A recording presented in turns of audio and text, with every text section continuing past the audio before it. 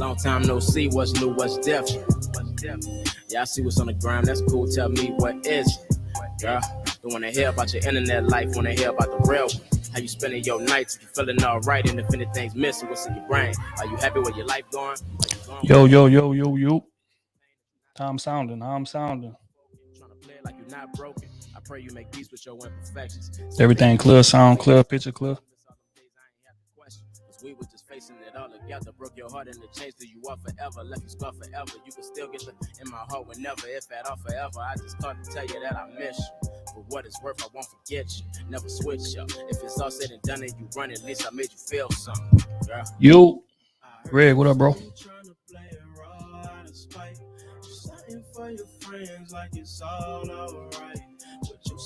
I told you I was gonna be a little more active on this YouTube. When you used to love me, when you used to love me, when you used to. Oh, also everybody that's saying, man, y'all gotta click that bell on y'all YouTube. I found out that's how like y'all get the alert that we going live or whatever. A lot of people be saying that they ain't get the alert, so they gotta click that bell. Gio, what up, bro? Corey, I see you. Facts. Like the video. Right on the walk-in.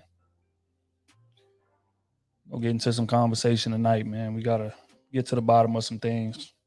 A lot of women writing and asking us all the time, like, what exactly do men want from women? I feel like we do a pretty good job of summarizing that, but I think they need to hear it in a bit more detail, man. We got a couple people from the gang supposed to pull up tonight. So I know old was mad he missed last time, so he'll be he'll be in a few. Lexi, what up? Long time no see, what's new, what's different? Yeah, I see what's on the No, it's kind of late for like a normal broadcast, but just trying some new stuff out, man. We bought a new lens and just trying it out, try to see how this thing look, how it sound, tweak the audio a little bit.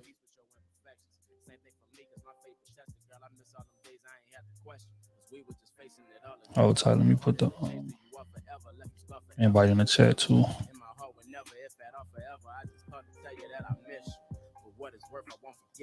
Never switch up. If it's all said and done and you run, at least I made you feel something. Girl.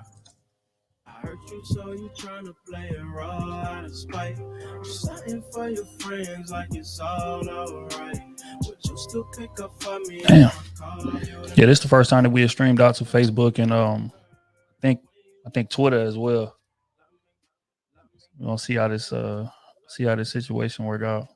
But I mean, it looked good from my end. I just can't see it from y'all end.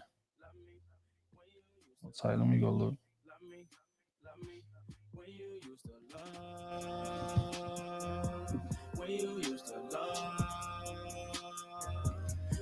Get to the bottom of some things. Wait on a few more people to get in, man, before we start talking. Because I feel like my definition of what we need from women is real simple. I don't really think it's too complicated at all. I think it's a situation where want to complicates things, but you know, what we actually want, I feel like it's pretty clear. Yeah, we got to get the likes up, man. Like I say, right on the walk-in. Like the video on the walk-in. What y'all still doing up, man? Why y'all not out clubbing?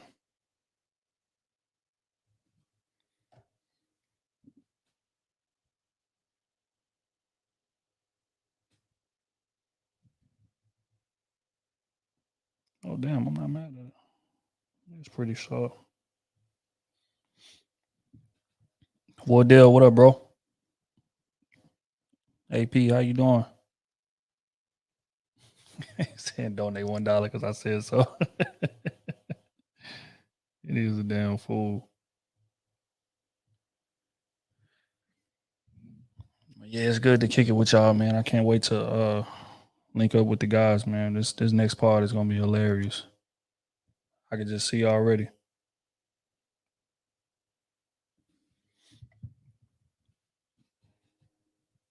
If you could pin a comment top. Probably not. I don't know. Say on my way out now, just trying to catch this live real quick. What you stepping out to the bar, man? Y'all stepping out to the club? What y'all on? I'm in the crib, researching and tweaking some things tonight.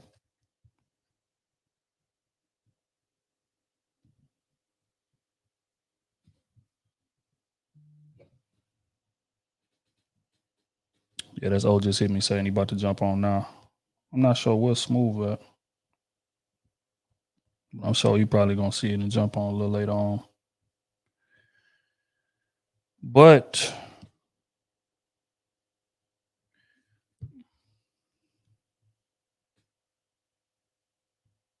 so,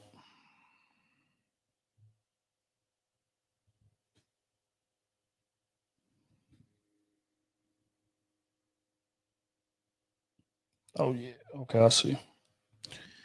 Yeah, pardon me. I'm getting some stuff together over here, man. Like I say, tweaking some things and trying out these new features. So you wasn't sure you can put banners and all kind of stuff up here, logos, different things like that. So I'm kind of tweaking as I go. I gotta pardon me.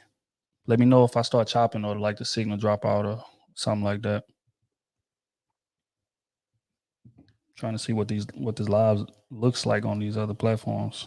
I ain't never seen somebody broadcast from YouTube to a Twitter live. Never seen that one.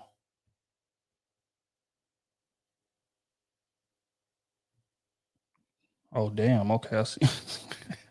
I see. It's like 20 some people watching.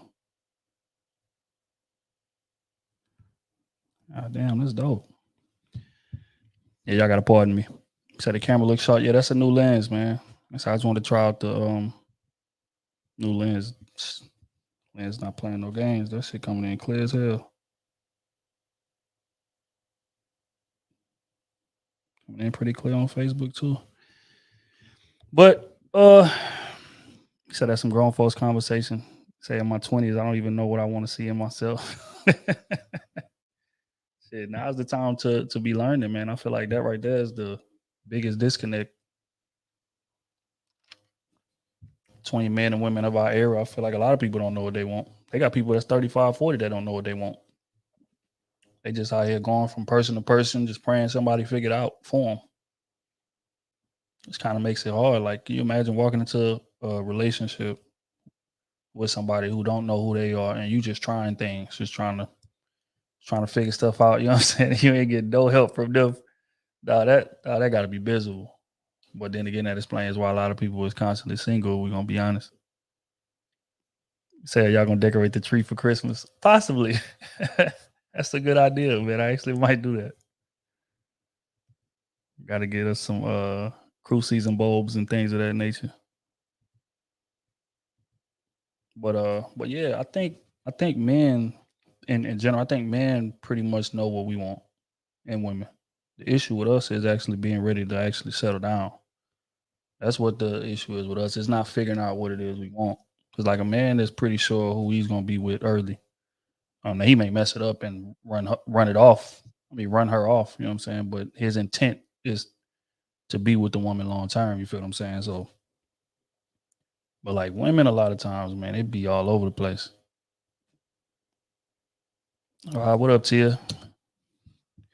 Yeah, they was trying. They was trying, but it wasn't working. Like I said, that stuff don't really move me, man. Like I say, that how different people run their relationships is they business, bro. Like I don't got no kind of qualms or critiques for how people run their relationship. If you've been in a relationship for as long as I have, you're doing something right. It may be different, you know what I'm saying, but you are doing something right. So I didn't take it personal at all. Like as y'all seen when they was talking, I was just kind of okay, okay. Well, I respect your opinion, but I'm not running my situation that way, bro. This is what it is. But yeah, it was a whole situation where they felt like for the people that wasn't really familiar with it, they felt like as a man that you need to kind of pronounce your dominance in the relationship. Like, let her know you in charge, let her know that you running things and all of that. And again, that's something that I don't really get because it's like, if you're a leader, you could just move a certain way, bro. It's just like in the streets. Like if you tough or if you really, really like that, you don't gotta walk around with your chest out. You don't gotta walk around acting tough or pressing people or doing whatever the case may be. Like they gonna know that you're not to be played with just by your demeanor and how you carry yourself. I feel like relationships are no different. If we're gonna be honest, when you get into a situation with a woman, for one, she thinks that you're a quality man, or she wouldn't be in a relationship with you. But I mean, at the end of the day, I think you don't really have to do all of that. It's just not necessary, bro. Again, it's multiple types of leaders, and I used the example on the pod. I said, it's just like in sports. You look at like the Baltimore Ravens or somebody like that, right? They got Ray Lewis, who was the rah rah, beat your chest, loud talking leader, and then they had a person on the team like Ed Reed, who was somebody that's just laid back, just in the cut. You know what I'm saying? But when he spoke, everybody shut up and listen because it's Ed Reed talking. This is a Hall of Famer talking, and he done been there, he done did it at a successful high level. You know what I'm saying? So it's multiple ways that you can lead your relationship, but again, I feel like I feel like that's a older generation thing though. That was another thing on that panel. I'm easily the youngest person up there by at least 5 to maybe 8 years. I'm easily the youngest. So a lot of them is from from my dad's generation and generations before that, and they felt a need to quote, kind of rule with an iron fist kind of situation. I just be like, I don't know, because when you look at like the success rate of that, it's just not high. If we're gonna be honest, most of those people talking about, hey, you should be, commanding power and dominant in your relationship. Most of these people talking about that is single, or they done been divorced 2, 3, 4 times. So I mean, how well is it really working? You know what I'm saying? But and again, I would not how y'all run your relationship. That's just not my thing. I don't really care for one, but for two, that's just not my, that's just not my place. But I feel like you got to do what works for you. And the type of woman I want is not a woman that's willing to just put her whole life on hold and career on hold just to help me get mine. I don't, nah. I feel like we can get them at the same time. You know what I'm saying? It's just not necessary. End of the day, you got to be able to multitask. Tony, what up, bro? I see you. JP, cool. What up? Say a lot of women want a good man until they get one. That's true. Hold on, we got in here. It's Sandra. Sandra, what's going on? How you doing? I'm doing good. How are you? Oh man, amazing, doing amazing. What's going on with you tonight? Nothing much, just cleaning, painting, anything else you can think of that I'm doing. So, Uh, but I got to tune in when I see you guys on. So I'm glad I looked and I saw you on.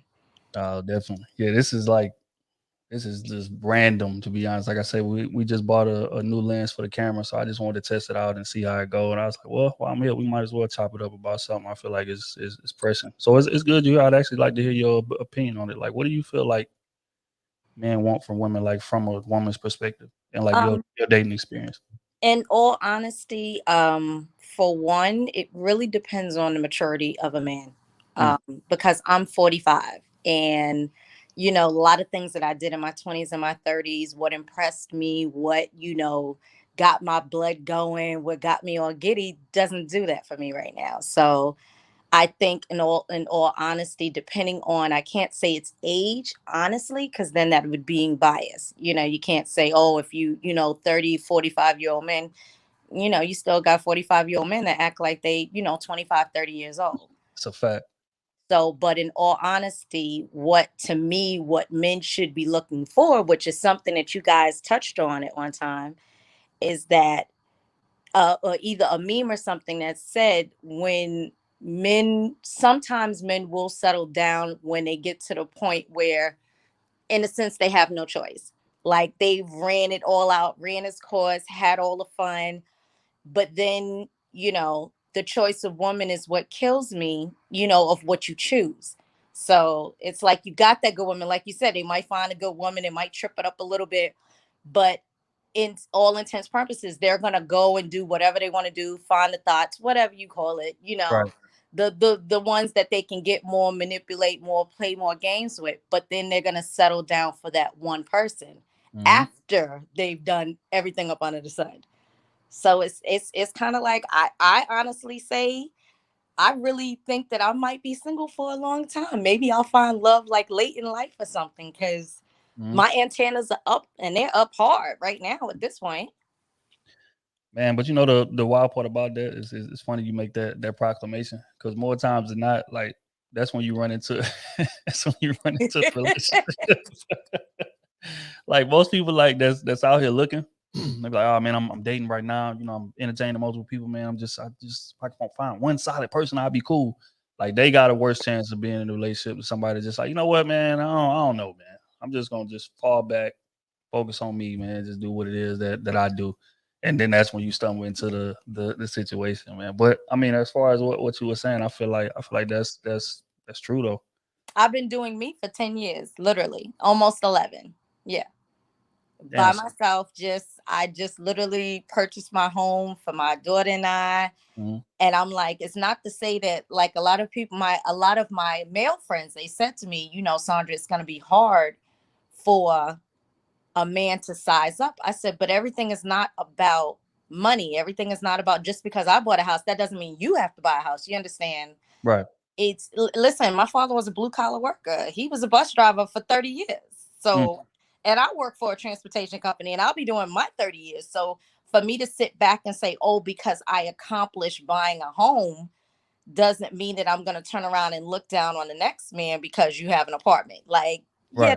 no, it's not. But listen, you got to find your solace in what it is. Like, I stopped looking a long time ago, but my girls are like, it's gonna happen for you, and I'm like, listen, I'm just getting myself prepped for when that. I just ask for God for the discernment to know when he comes.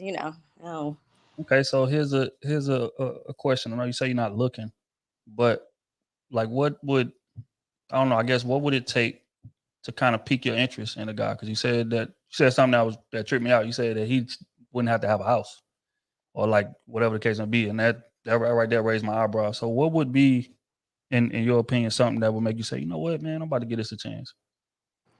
In all honesty, what I would see as something that's for me, what I would want is someone who is.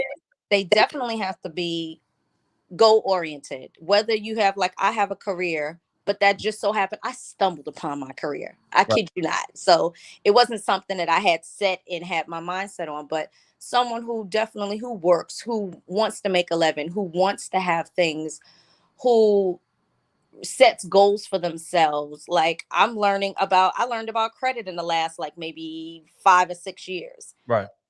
Things like that you can always I'm always learning. My child is teaching me as I am her mother. So it's like someone who's willing to just be an honest person. You got to have a spiritual grounding background. You got to have a sense of humor, because I got jokes all day every day. I have a Like you said, big you saying quick with it. Listen, I have a quick ratchet family. They will roast you if you can't hold your own. You can't ride with us. Like, Where you yeah, from? I'm from Queens. Well, my family's from Gotcha. Alabama, so it's like, Mhm. but it's just, you look for someone who has the like qualities. I'm a very giving person. I'm a considerate person. Mhm. I don't mind. I don't I don't bite my tongue, but I also am very careful of the words that I speak, Mm. because it's very important that that tongue could cut like a sword. So I've learned that in my younger years, when I could just pop off and, run the neck and snap the fingers and da da da da da. And now you're looking back, like, sometimes you gotta, two ears and one mouth. So, Right. like, you learn as life goes on, but it's not to say it's hard to find quality men. It's just the fact of, like you say, what I'm looking for. So. Yeah, nah. Look, Kenny say, "Let me hear a joke." But yeah, no, those don't really sound like tall ass, to be honest. But I do have a question, because that response is very, very mature. At what age do you feel like you got to this thought process right here? Wow, I would want to say by the time I had to go through a stage in my life when I had my daughter at 35. So Mm-hmm. she's my one and only child, and she taught me a lot. I dealt with um her dad, and that was a eye opening. I don't think I knew who I was before then, and I don't hate to say it, but I have to say that situation, that person kind of helped me get to who I am right now. I had to go through a lot in order to get to this stage, a lot. So, but I'm grateful for all of it. I wouldn't change not one bit of it. Not the tears, not nothing, not the listen, the phone call to the cops. Like, listen, I wouldn't change none of it. Right. Wouldn't. I wouldn't. Family sitting in the cut in the van waiting for somebody to come home, and only God smiled upon homie and he decided not to come home that day. Right. Little did I know. Little did I know. God got everything that happens for a reason. I'm not joking. That's true. That's true. But I mean, at the end of the day, you got the knowledge, man. And I feel like I know just listening to my boys and their dating experiences that a lot of that maturity that you speak with is missing. Like a lot of these women really have unrealistic expectations, or their expectations are all over the place. Because they watching too much TV. Right. Too much social media and believing everything that you read and you see. I love social media. Don't get me wrong. I sit there and watch it all day, laugh all day, debate all day. But I know what's real life and what's not. Right. So nothing has changed. My moral compass is not going to change, and no one has to tell me what I need in life. Like something's coming up to tell me, oh, like you need to look for this, you need to look for that. No, that has to be instilled in me. Right. So it's hard to come up with a lot of men that are honest at this point, who don't mind. I mean, I'm guarded on a real. I think everyone has to be guarded. You've been hurt so many times, for men and women. Like, it's naturally you got to wall up, but you have to know when to hold them, when to fold them. I'm not sure how to describe that one. So I agree. I think that's kind of necessary, to be honest. Boundaries, just in general, especially going for relationships. Because fact is most people it's not honest and not genuine. Most people are not there for the right reasons. So for you to move like they are, it's just not smart. You know what I'm saying? But you see it though. What cracks me up is that when you see, I'm starting to see red flags. I just started getting my toe wet in the dating fields, like just a little bit. The phone, the phone calls, the text, the video chat, whatever, something like that, because we're still in COVID times. Right. And I'm picking up on the red flags, and I'm like, yeah, my girlfriends are laughing at me. It's like, you Sandra, you shut it down quick. Yes, I do, because I don't have time to waste. I don't. My time is valuable. I agree. Well, Sandra, look, man, it's definitely a pleasure chopping it up with you. It's refreshing to hear this type of maturity and this type of mental space, man. We don't really get a lot of this at all, man. So we definitely appreciate you checking in. You're gonna have to chime in a bit more often for sure. Definitely. I definitely will try. I definitely will. You guys keep doing what you're doing. I love your topics. I love your view. I love the way that you guys can go from one spectrum to the next, and you don't all have to agree.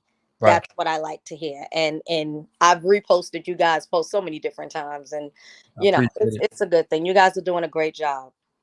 Thank you so much, man. We definitely appreciate it.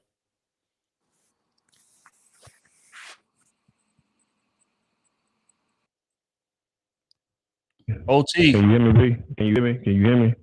Yeah, man. You sound muffled though. Sound a little muffled. Back up a little bit from me. Can you hear me now? Yeah. You sound good. better? Yeah. That sound better. Well, what up, O? I say you wasn't on the last live stream, man. Everybody was asking about you. Where's O? Ain't nobody was asking about me. They hate me, dog. They hate me. Uh-oh. There he is. I got work in the morning, but I guess I'll get on. You was asleep. I should be asleep. This guy here, man. Well, I mean, shit, it's good that we all here. Well, except Smooth. I don't know where bro, but bro must be on a date or something. You gotta be. But definitely want to hear your responses to the question. Like, what do men need to see? Like, need to see. What should we be demanding from women? If you had to name maybe one or two things that we should be demanding from women.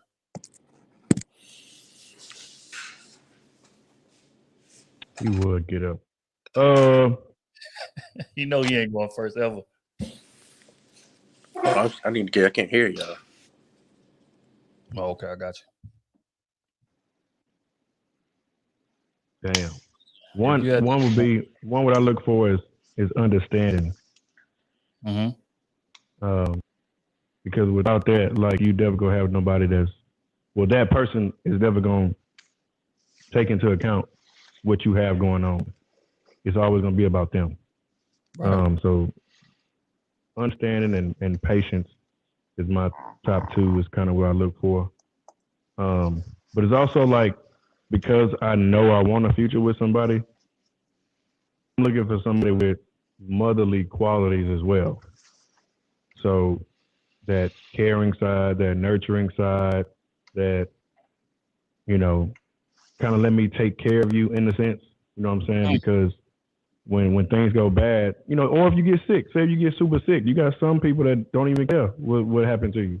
And you got other people that actually, hey, you need me to go to store, like every other hour or something, they checking on you. You need this, you need that, like, how you good, you need to get your feet up, you need some more juice. Like, some people really don't mind catering to you and want to see you do better and be well quick.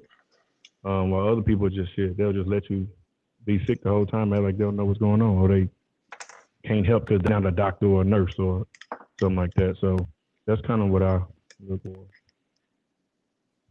Kenny? What's the question again? I'm being honest. I don't know the question. What's the question? The question is what do men need to see in women? What do we need to see? What should men be demanding from a woman in terms of woman that he's taking serious?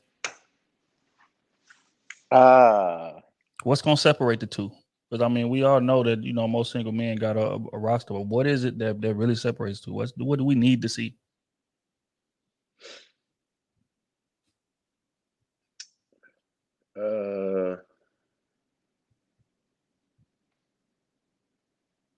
I don't know. That's a hard question.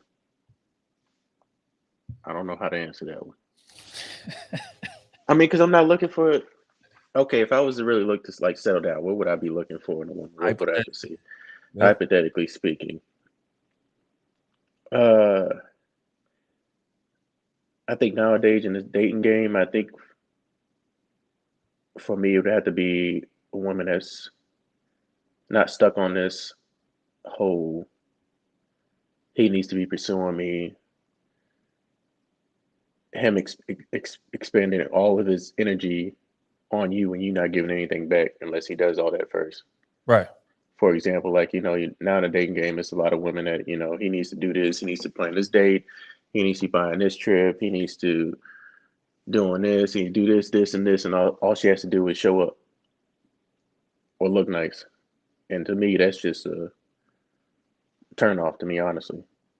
You were not looked at any aspect except for a good time from that point on, because you're not trying to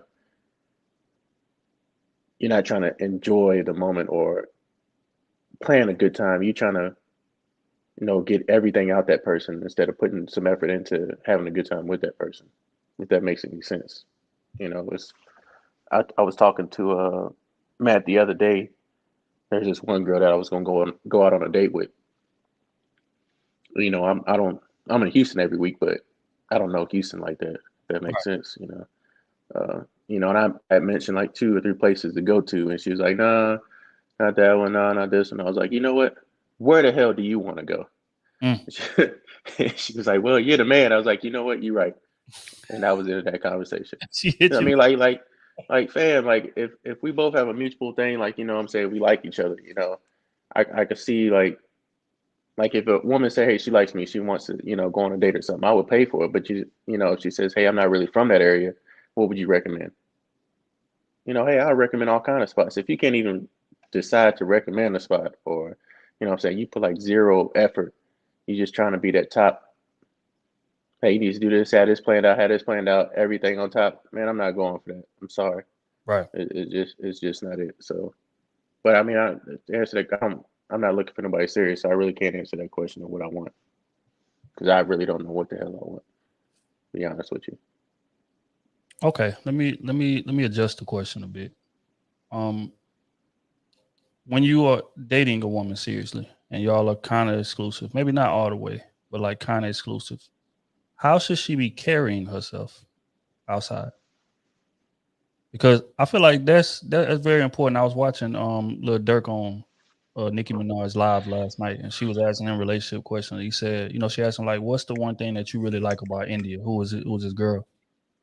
And he was like, "Say to be honest, man, I just like the way that she carry herself. She not out here, chasing attention. Like she carry herself with respect. Like she not on here posting her body crazy. She not on here." Arguing, putting our business online, different things like that. Like it's just, our relationship is our relationship, and what we present to the public, we present on the united front. Mm-hmm. So I feel like that was very, very profound because that's probably the main thing. Well, maybe not the main thing, but top two of what drew me to my wife. It's how she carries herself. She don't give a damn about no social media. She doesn't. The only reason she on social media really is to scroll the timeline, be entertained, and make sure that I'm behaving myself on there. You know what I'm saying? But if it wasn't for that, she would have no problems deleting her social media forever. You know what I'm saying? That's just not what she tied to. But in this era, most women are. So that's why I present the question. If you're dating a woman seriously, how should she be carrying herself outside? Shit, I think Lil Durk said it. I mean, respect for sure.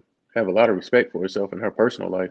Mm-hmm. Not looking for validation with every decision she makes from outside source.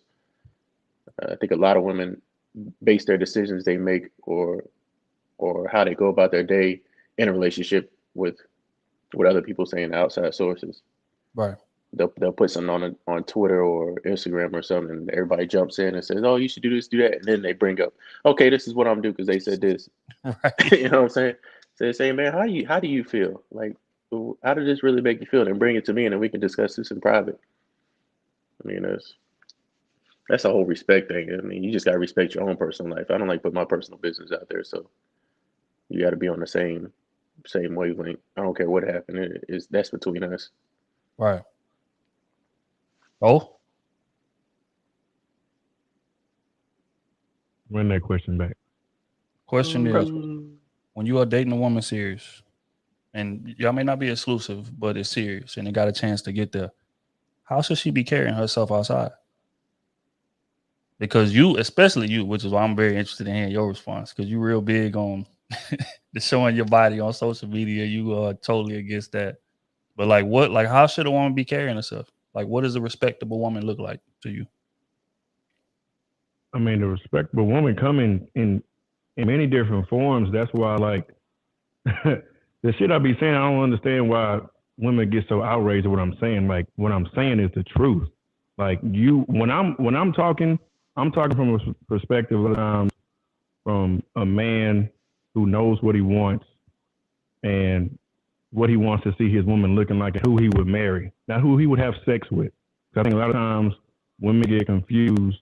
Just because somebody want to have sex with you means that they really want you. Right. And that ain't the case. Like, yeah, I can like that over here, that she half naked or whatever, you just half naked. I'm going to lust over you or whatever. But a lot of times with a lot of men, that's not necessarily somebody they're going to come off the rip and say, I would cuff that.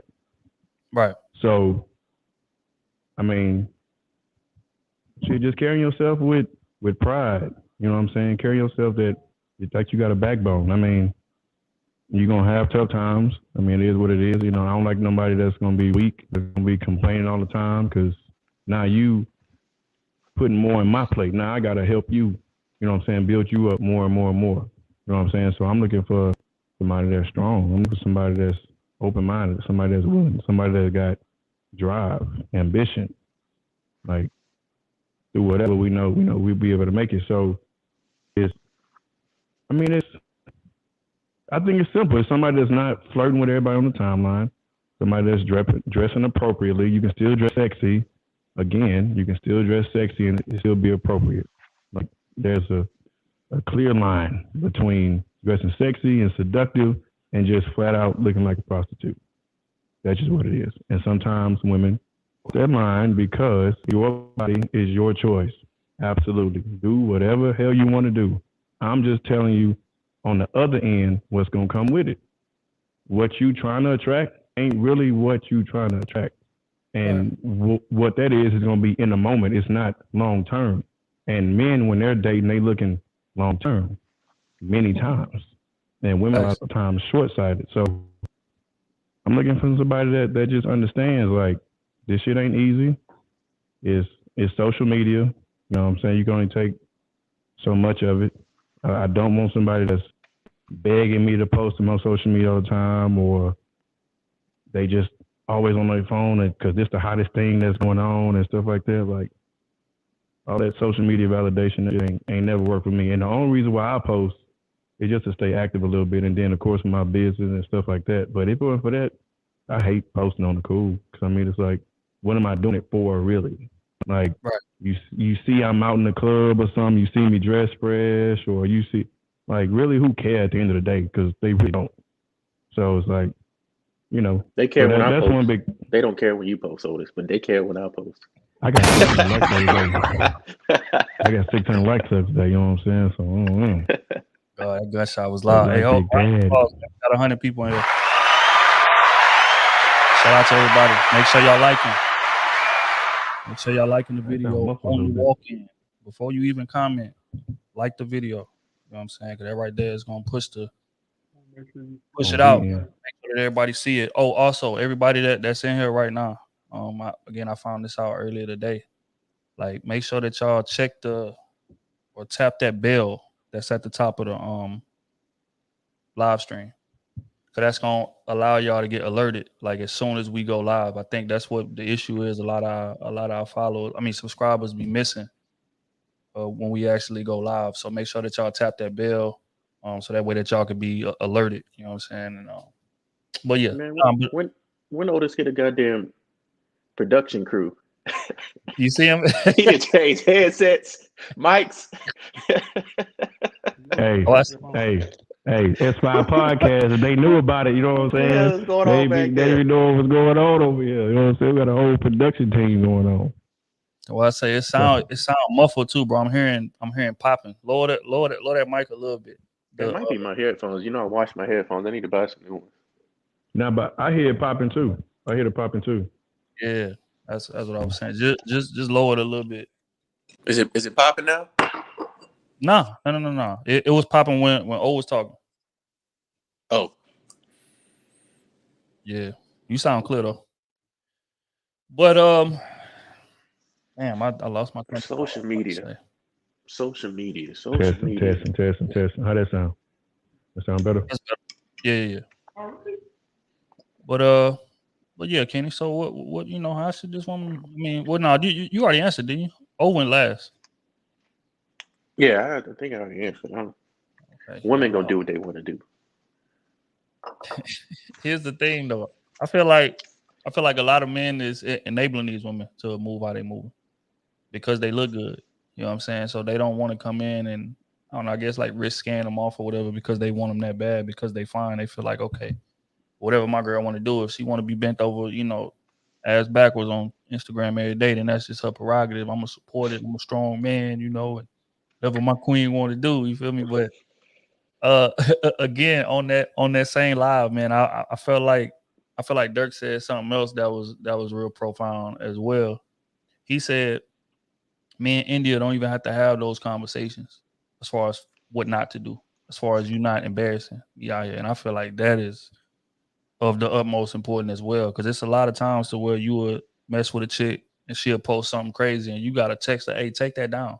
Hey, what is you doing?" Like, but I feel like it's a conversation that you shouldn't even really have to have for real. I feel like, just carry yourself how you would want. And the irony is those same women, right? If you was to post a picture in sweatpants with your print showing or something crazy like that, or a shirtless picture on Instagram, some girls going crazy in the comments, they'll be tripping out on you. But they feel like they can post their bikinis or they can post and mind you, nothing wrong with posting a bikini at the pool or outside. Right. But you in the crib with the bikini, folks. Like, what is you? You got a swimming pool in your living room or something? You know what I'm saying? So, nah, man, I feel like that conversation shouldn't even have to be had, bro. Just be respectful. Be respectful. And if we have to, I guess, narrow down or really spend serious time discussing what respect is and being respectful is, then you're not the person for me. That's just how I feel. But hold on, man. We got the boy Anime Kid in here. What up, bro? What's up? Oh man, it's good. It's good to see you again, big dog. I didn't know y'all was gonna be coming on today. Yeah, man. It's all like I say. It's all random, man. We wasn't even really supposed to be on. I just wanted to test out this new lens we bought and different things like that. But I mean, we are discussing something I feel like is prevalent. You are in a successful relationship, if I remember correctly. Yes. What do you need to see, or what do you feel like men need to see in a woman for us to take her serious in terms of, you know, being in a long-term relationship with her? Like what should men be demanding from a woman in your opinion? I would say probably one of the biggest things would probably be equal effort on both sides. Mm. And I think that was probably one of the things that really helped our relationship in the beginning, but it's funny because when we actually met for the first time, we both told each other that we didn't want a relationship at the time, because I was still in the military, and I was like going in between getting ready to get out or possibly signing an extension and going overseas. Right. So, but at the time I had surgery, and she was the only person. She worked on the base where I was stationed at. So she would go to work, get off, and then come and see me and like make food for me and everything, and just check up on me and make sure I was all right. So I just noticed the effort that she was putting in. Right. And before I knew it, she was there every day. Man, that effort is so important, and it sounds cliche, but it's a lot that go into that, you know, showing effort, man. Like, and really it's selflessness at the end of the day, which is what we talk about all the time too. Like Yes. that's real big, and a lot of women don't realize how selfish they are, because again, they've been pampered most of their life to believe that, you know, you are the prize, everything should revolve around you, the world should revolve around you, and don't get me wrong, like when you're a great woman, I agree. I agree with that, but it's a lot of women that aren't great that still feel like that. And it's just like I don't think it's necessarily that they shouldn't be the prize, but they shouldn't be the only prize. Right. Like I shouldn't be trying to cross the finish line just to find you. You should be running with me, and we cross the finish line together. Exactly. And then something else that you had said earlier about like the y'all was talking about social media, and social media is kind of like a door. When they post some of the stuff that they like to post, you open in the door to appeal to a man's physical attraction, and that's how he get in. But now once he's inside the door, what do you have that keeps him in the house? And constantly opening that same door the same way that he got in, if you continue to do that, they're going to leave, because they're going to see that you continue to leave that door open for other men to come in. Right. So real quick, shout out to Smooth in the building. So the dean is overseeing. And you know, and most of the times when you have a relationship like that, where I see those types of relationships where they find this person on social media and they showing themselves off almost every other picture, if not every picture. And then at first it's cool, and then a few months go by, and now the person, they don't want them to continue showing themselves off. Right. And it just dies out from there. Yeah, which is what we spoke about the other day, about taking people as they are. I feel like it's a lot of that on both sides. You know, we can say women do that, you know, as well, in terms of when they're dating a guy that's fairly well known, right? And he's a people person, he's outside all the time, moving around and all of that. And when they dating him, they feel like he's just supposed to snap his fingers and just be a homebody all of a sudden, or snap his fingers and not associate with nobody all of a sudden. And that's just not realistic. And, you know, the same thing goes the other way around. Like, if that's not what you want in a partner, you should never approach them to begin with. And a lot of people do it anyway, you know what I'm saying, in terms of like feeling like, oh, I can change them, or or feeling like, you know, you should be moving different because you're in a relationship now. I mean, yeah, like it should be some changes. But if that's the foundation of who that person is, asking them to just, you know, hit a complete 180 just because they're in a relationship with you is ridiculous, in my opinion. But a lot of people demand, I mean, you know, expect that. Something I can never really wrap my head around.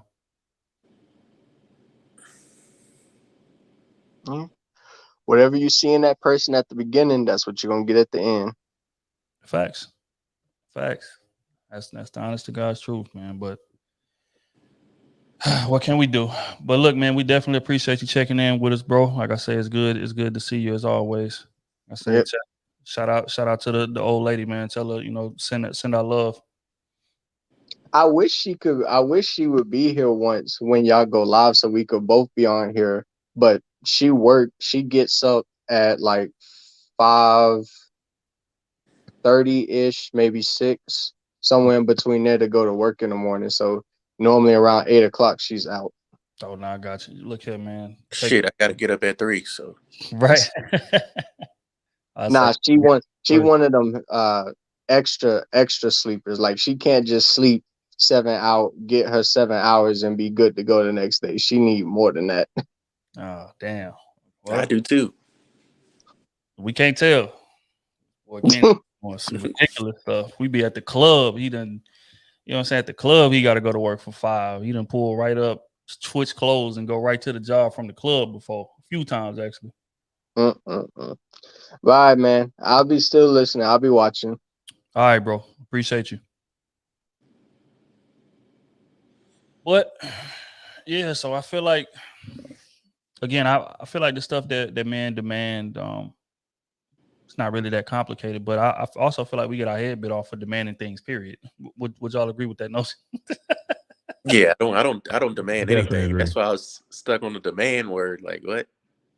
I really don't demand too much. Like I see who you are, and then I go about how I want to maneuver with that.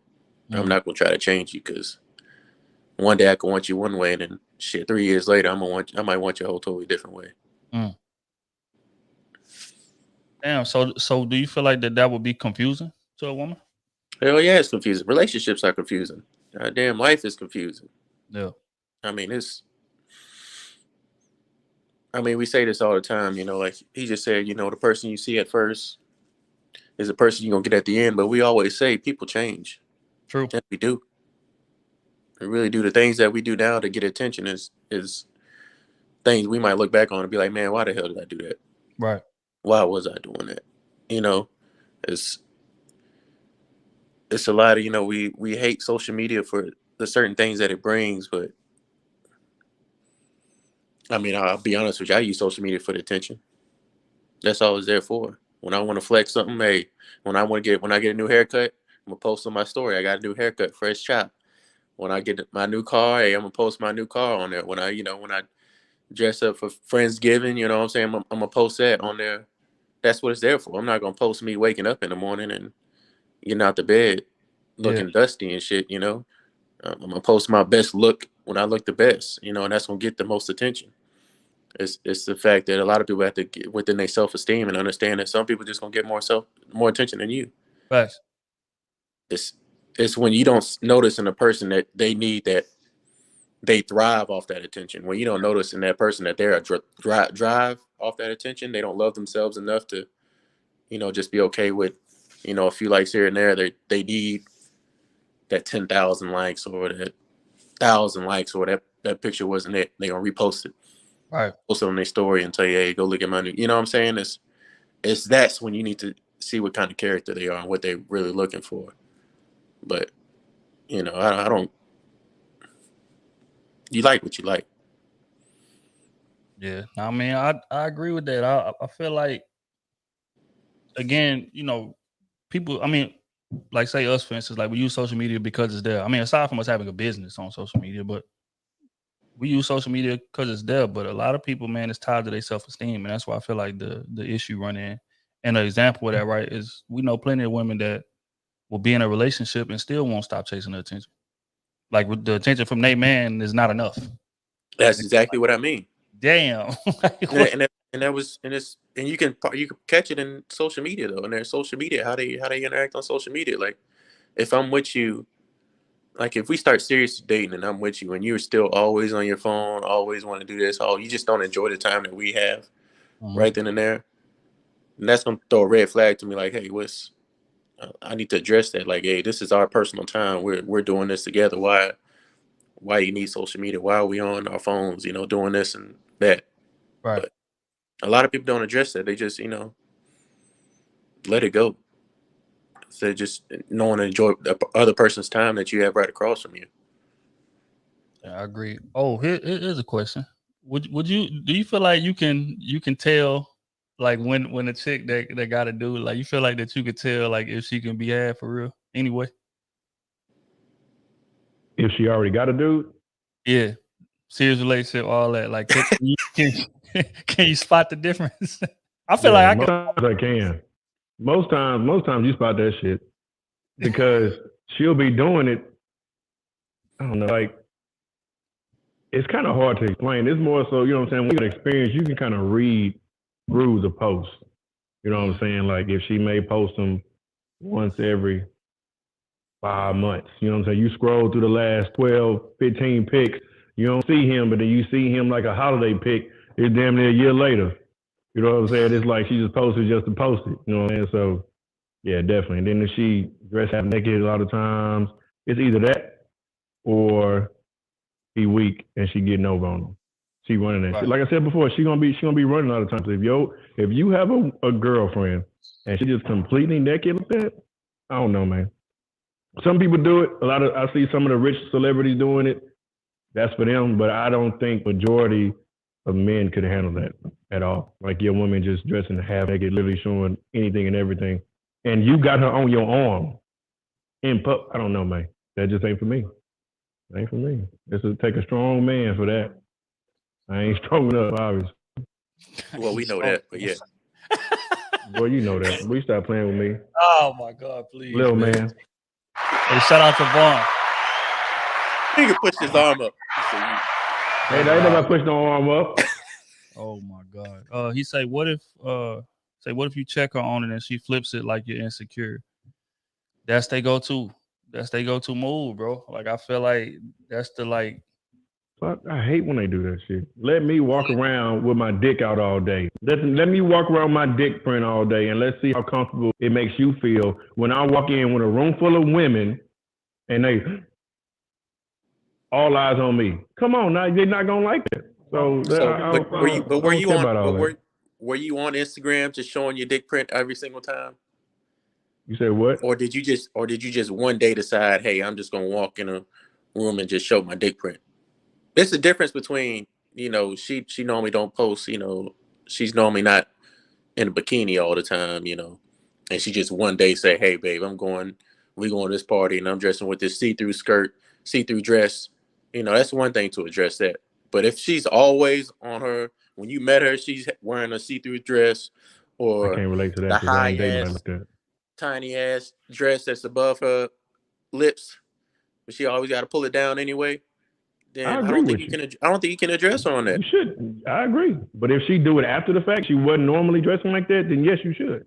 Yeah, I think you can. But if she was always like that when you first got to her, hey, you knew what you were signing up for. I agree. But I mean, men can't like, it ain't too many ways men can sell sex.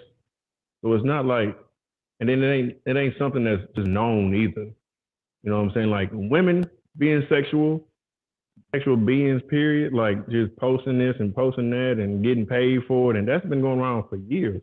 Like the market ain't that big for men just posting themselves naked or oiled up and shit. Well, men don't sell sex, but they sell money. So can the men blame the woman whenever she gets him for his money? And all he's doing is posting. It's an ugly cycle. It's an ugly cycle. Like the men make money to get women.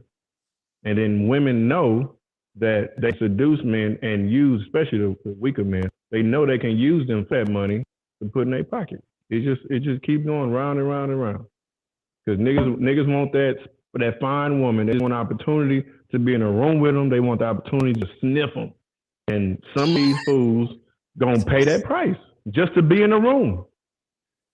They just want to. They be weird, smelling their hair and shit. Like them niggas just want to be in the vicinity and don't pay the price. And women will take advantage of them. Here's a question: Is there women out right now? Any chick on Instagram that either one of y'all would do what you describing to be in the same room with them? Do what? Everything you just named. You said they just want to be in the same room. They just want to sniff. They'll do whatever to just satisfy or be in the presence of these women. Do y'all feel like nah, because I ain't gonna never look that crazy. Yeah. I would love to be in a room with Rihanna. I heard she smelled good. I definitely heard that. I ain't gonna try to touch all of them. I might try to, as I'm walking by, do what my nigga be. I did that Bill Cosby. She passed by. Oh my God, man. But yeah, now one thing I want to say though, in terms of bro question, I feel like, as a man, y'all gotta stop letting these women bully y'all and just accepting anything. Cause that's what that is. You gaslighting, you essentially bullying that man. He's telling you his concerns. Yep. I don't feel comfortable with you doing that. And you saying, oh, you insecure.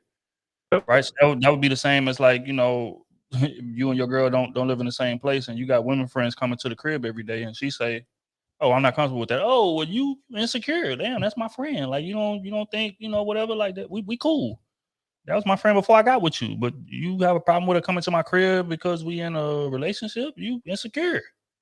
We can't use that. That's not gonna go across that well if we doing that same thing. You know what I'm saying? So I don't know, man. At the end of the day, if it's something that you uncomfortable with, I feel like you got to stand on that.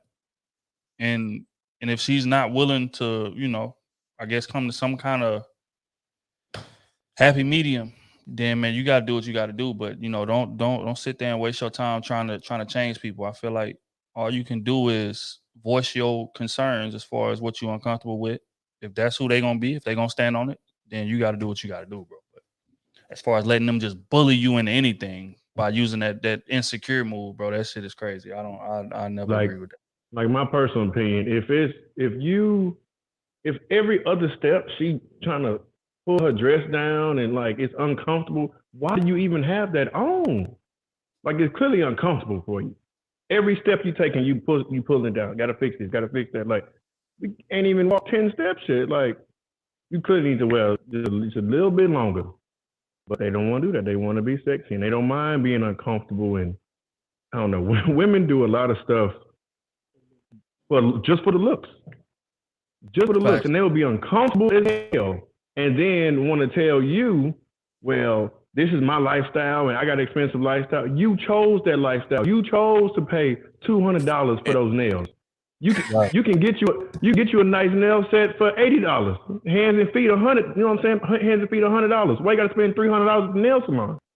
Like shit like that, bro. And they try to put it on you. Like, well, you can't afford. Nah, I don't want no woman that puts that much and that invests that much into something that you about to get rid of in a week. You waste money. You wasting money. You doing it for the look. Like I just don't agree with some of that stuff, man. It just mathematically it doesn't make sense because we could be doing so much more with that. Mathematically, the math's not mathing. Real quick, man. Everybody get them likes up, man. We got 130 people in here. I need the likes to be at 190. Everybody get the likes up. Stop what you're doing right now and go like the video. But yeah. So I mean, damn, man, it kind of puts us in a tough spot, man, because a lot of men don't feel comfortable demanding things, period. So it's like, how do we, I don't know, I guess kind of state our feelings in a relationship if we trying to jump around, like not disappointing her, trying to, avoid, not getting gaslighted. Like, what do y'all feel like is a proper way to express to her things that you're not comfortable with?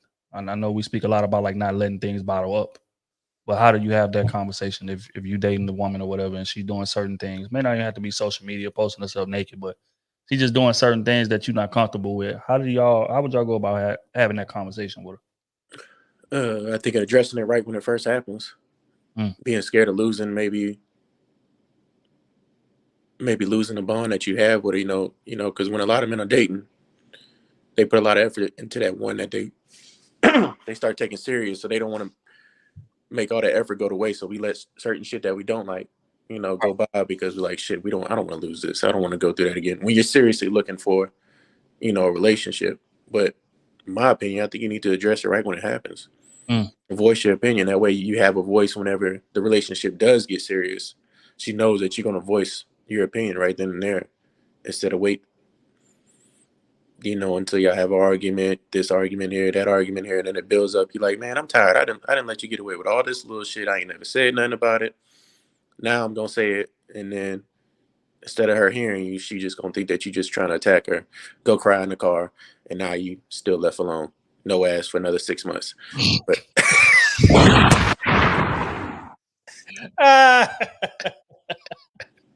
Go cry in the car. No, 6 months. No, but seriously, man, like a lot of men we don't like to address stuff. We don't like hurting our women's feelings. We don't like seeing our women down. We don't like fuck all that to be the one to What's hurt our women. we don't want to be that guy we want to be the happy side for our women, not the negative side. But sometimes bad things have good intentions, I guess you could say. That's true. Sometimes you just need, speak up for yourself and not let people walk. That's another way of letting your woman walk all over you when you don't speak up for yourself. But if we want to be serious, you want to be a strong man. I don't like my woman don't walk all over me, but here when something happens that you don't like, you just nip it in the bud and, and just let it go instead of addressing it. I agree. Oh, how do you typically have that conversation, man? Is it a situation where you let a lot go before you settle down like, hey, look, man, your ass got to relax? Or do you handle it on the spot in most situations? Now I handle it right on the spot. I mean, it's a lot easier now. And that's what I was thinking about the other day, just really being single really helps you learn a lot. And I don't think people understand that too. Like when you're single and you are intentionally dating, you constantly getting game. Like you constantly getting reps. You constantly learning. Because with these 5 women like, these 3 women may not like.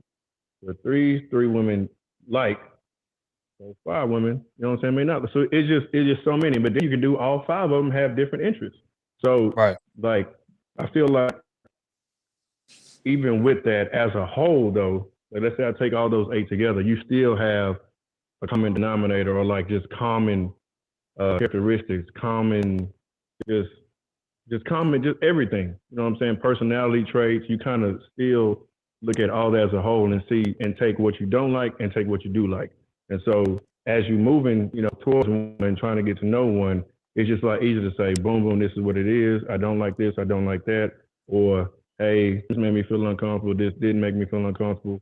Or shit, you come to me if I say something that you don't like. You know what I'm saying? If I forget something that you told me to do, or you wanted to do whatever, and I didn't follow through, and you come me up on it, like I'm gonna be one that man up to it. It's like, you know what, you're right.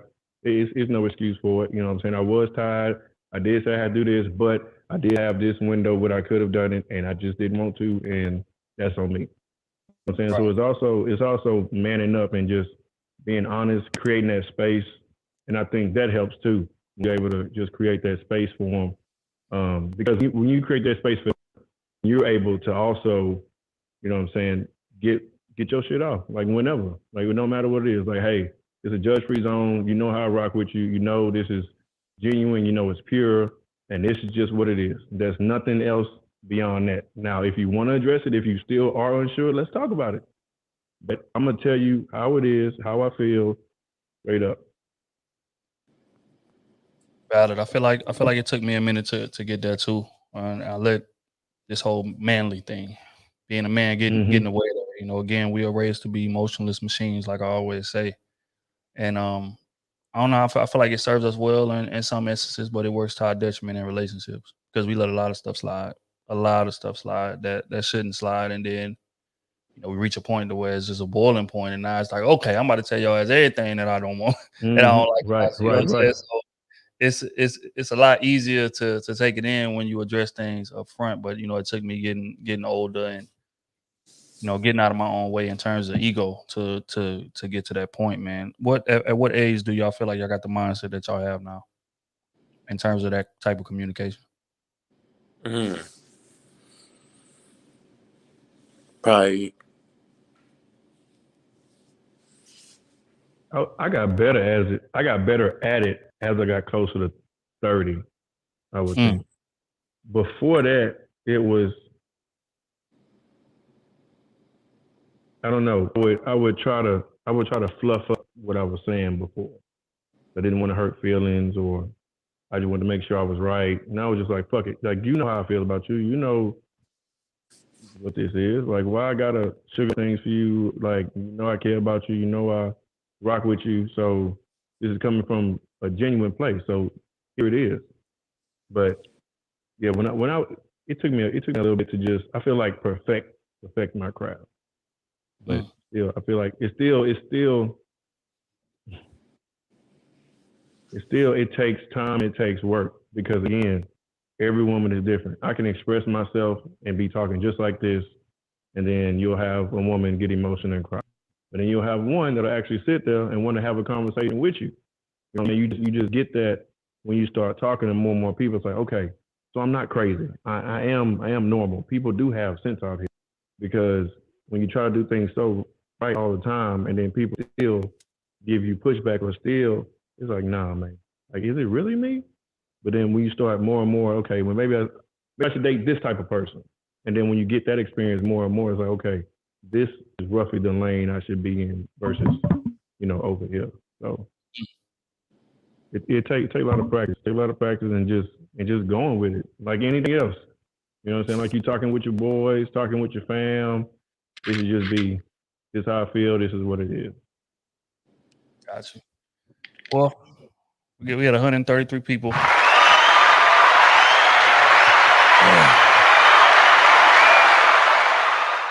We got to get these likes up. Let's take a break from the topic in general, man. Are we on to shoot the pod this week? That's what I've been getting in my DMs all day.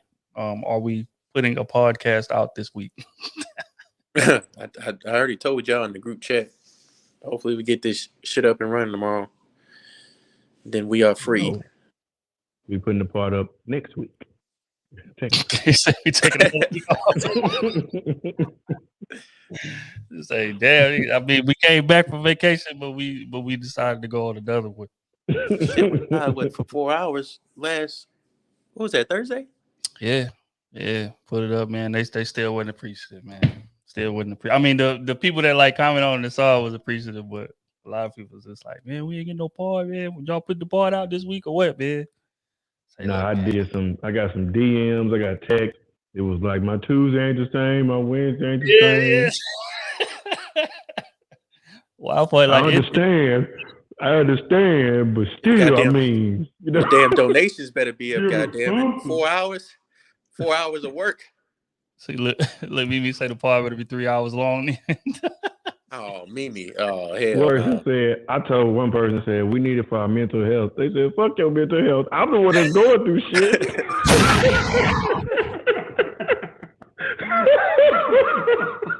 I said, damn. They ain't got no sympathy. I look to y'all for my relief. They ain't got no sympathy for us. Hey, man, Mimi. Mimi drunk. She's drunk right now. Oh, Lord. She said. No, we ain't going on. Nope. This is a PG-13 podcast. I mean, live stream. YouTube ain't about to ban us. Yeah, I don't know, man. Damn, I think I'm going to go get me some Waffle House. Y'all niggas got to be up. Your ass just do not believe. What happened to Otis? Ain't no telling, man. Boy, had to probably make a little quick run. Say his device is not connected, so I don't know. Maybe the camera probably timed out on him. Yeah, he ain't got that. Yeah, he ain't got that new thing, man. But don't worry, buy some more. He ain't got that upgrade. Oh yeah, I'm always at IHOP and Waffle House. If y'all don't know, either or. I like my breakfast. Pancakes, waffles. Yeah. Either or. Who else we got coming here? I want to talk about something. I don't know. I just posted the link for people to join the live, man. Y'all jump on the live, man. Need to let Samantha in here. Where's she at? She been going crazy in the goddamn chat room. Yeah, Samantha, come on up. She said crazy. She tired of this conversation, man. Said she wants something new. Ooh. What happened? The camera died out on you? No, that was me. I was trying to be nosy in the chat, and they got kicked out. Chat for you right here. You know you can read the chat from your damn phone. I was trying to. Waves on West Ham. Swanging on West Ham, man. That's my son. I seen that shit every day. Yeah, Samantha, come on up here. Go ahead, join the live. Let's talk about something you want to talk about. Oh my god. Oh, y'all want me to start singing? You know it's late night. Kenny After Dark. We can go 5 in the morning. In a whip solo, and no one's gotta know. He gonna listen to this. I don't know why he took his headphones off. He gonna listen to this. Oh my god. They gotta stop somewhere. Yeah, look, Samantha trying to get dressed up. Don't get dressed up, man. Just jump on. You ain't just throw your hoodie on with a hat or something, man. Like I said, I'm interested to hear what you want to hear from us, to be honest. But because, like, again, this whole live was impromptu. She said, "Y'all wouldn't talk about stuff that ain't related to relationships. I want to talk about creating unity." Sure. Come on. Creating unity. So, man, I'm open to it. What, light skin versus dark skin? No, I'm joking. Oh Lord. Ashley, what up? Was that Nakiva? What up? JP, you say you heard Maja, what up? Maja say she might call it. UNITY. Maja ain't never said. What he say? He said Samantha would talk about Wakanda. There he is. What up, huh? Hey, how y'all doing? Oh man, we cooling, man. Cooling. Yeah. Well, I just had to check in, see how y'all been doing, you know. Man, we cooling, man. Just trying to upgrade a little bit and test out new features, man. Okay. Well, look, like I say, that vacation is needed. I don't care what these folks say. Sometimes you need a vacation. You need a vacation. Damn that.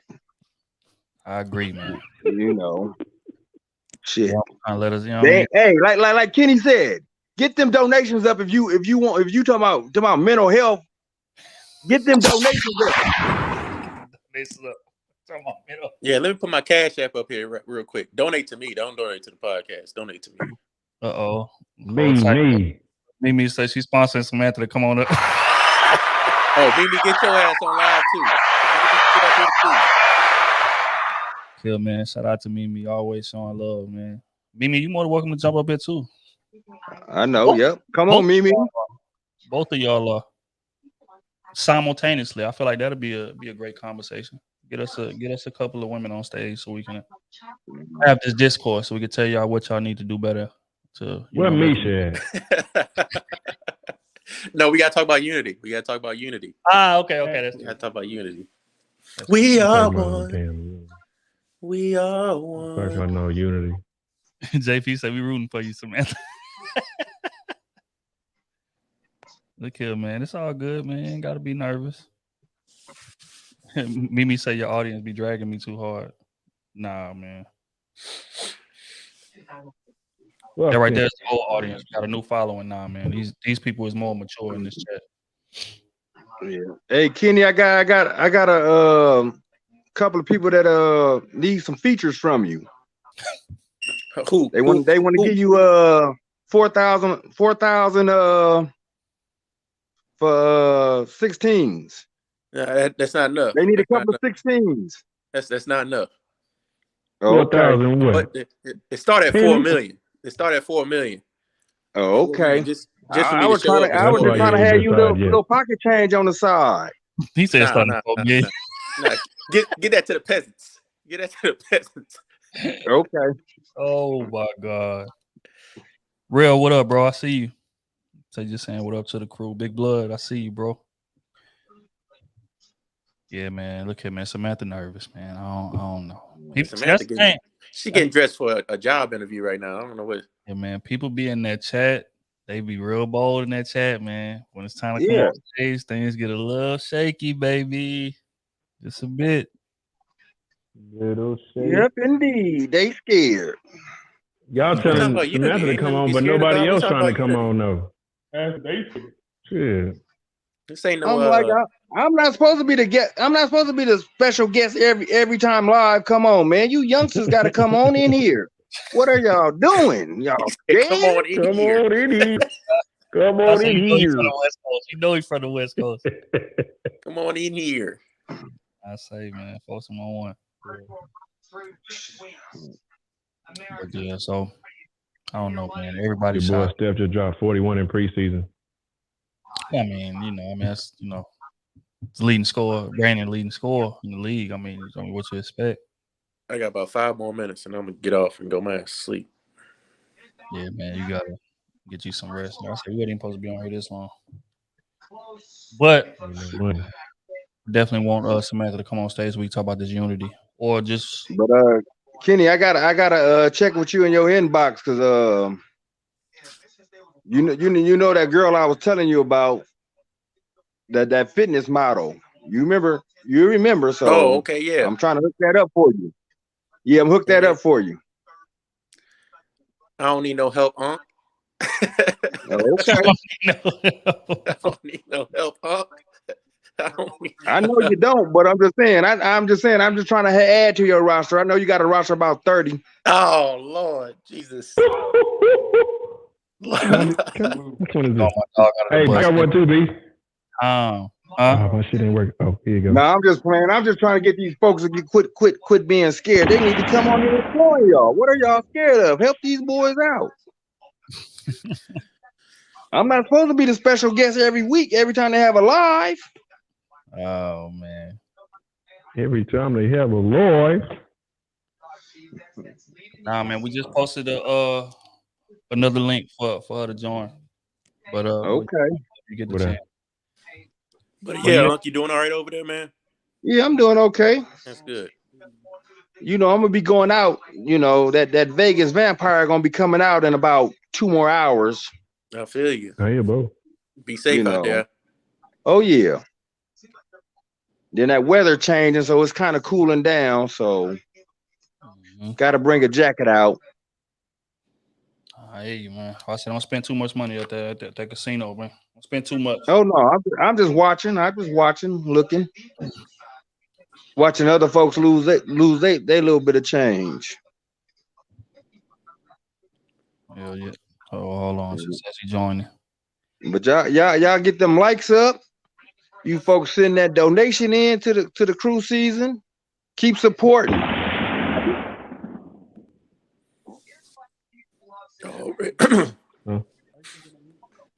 Can you hear that, B? And check out the F5 podcast as well.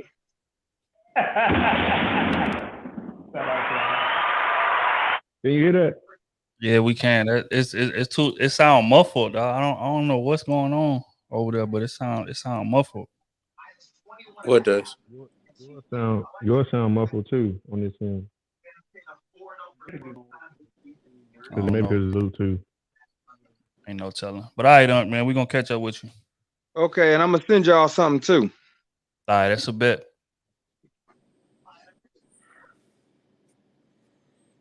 But yeah, so I don't know, man.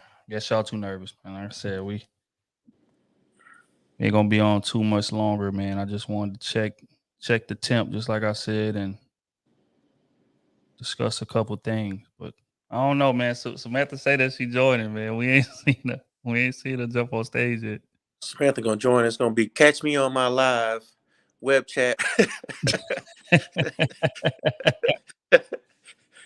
hotandhorny.com. Oh, hell no. I'm telling you. They gonna flag the hell out the pod. But yeah, we've been trying to you say y'all would not downplay Otis' new professional setup. Uh-oh. There he is, the man himself. Oh, damn. It's cracking, man. It's cracking. The guard.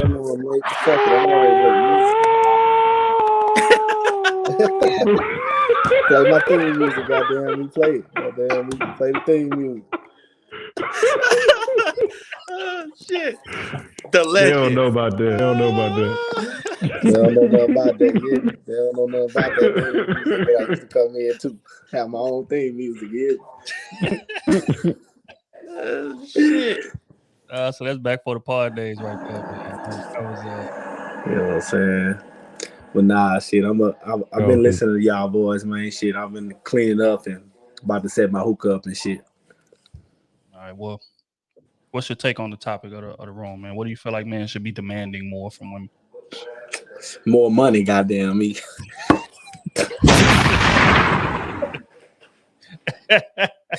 Let me get them coins. So you saying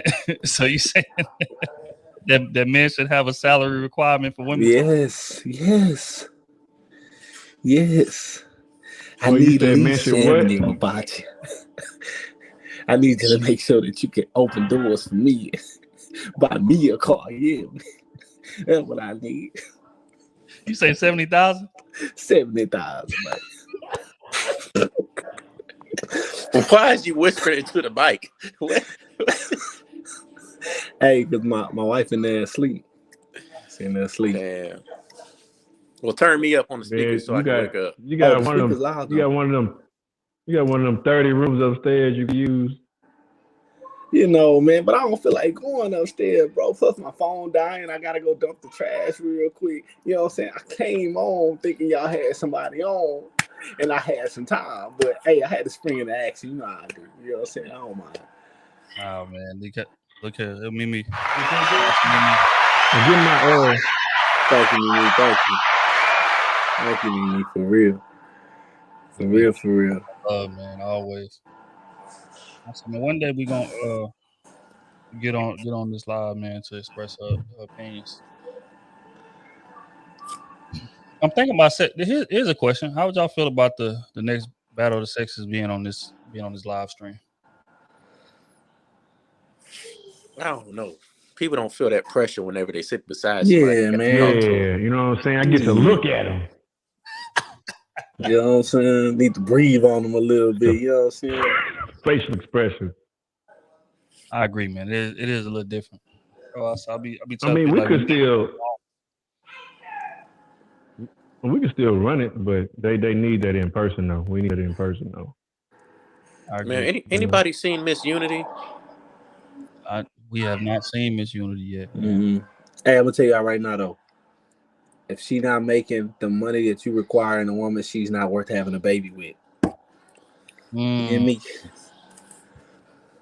Okay, so are you saying that? I don't know. I ain't gonna get you to give a universal number, but you saying that she need to be making at least 70, or you feel like all men should be demanding 70 from her?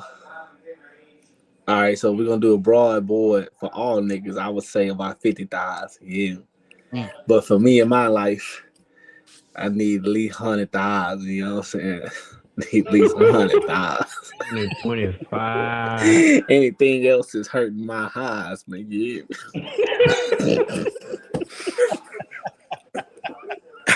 Somebody get this fool, man. That boy said 100,000. Anything else is setting me back. You know what I'm saying? That's just facts. Yeah. That's just facts. Yeah, no.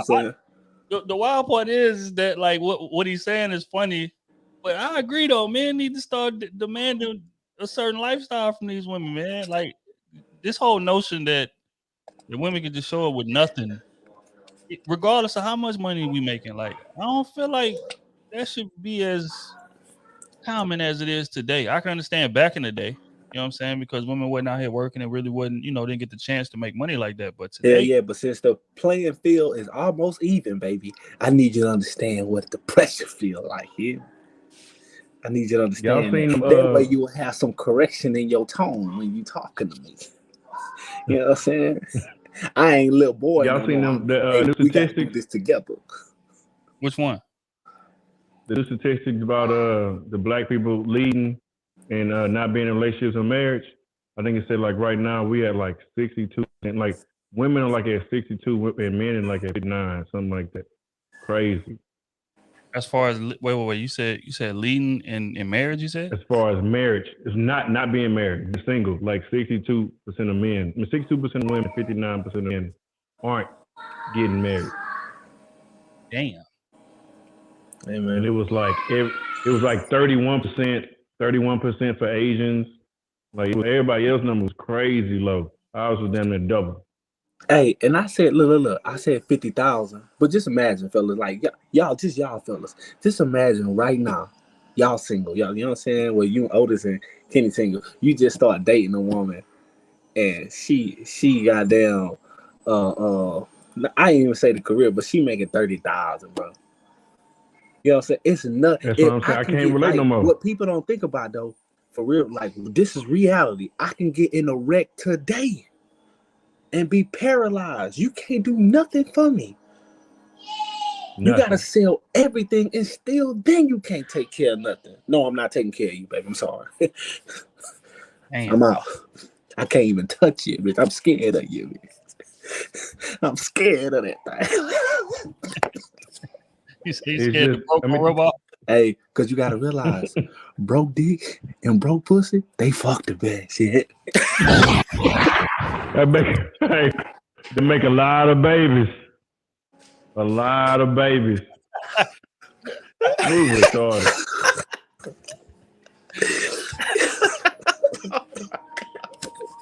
Hey, why are you telling the truth though? Oh shit.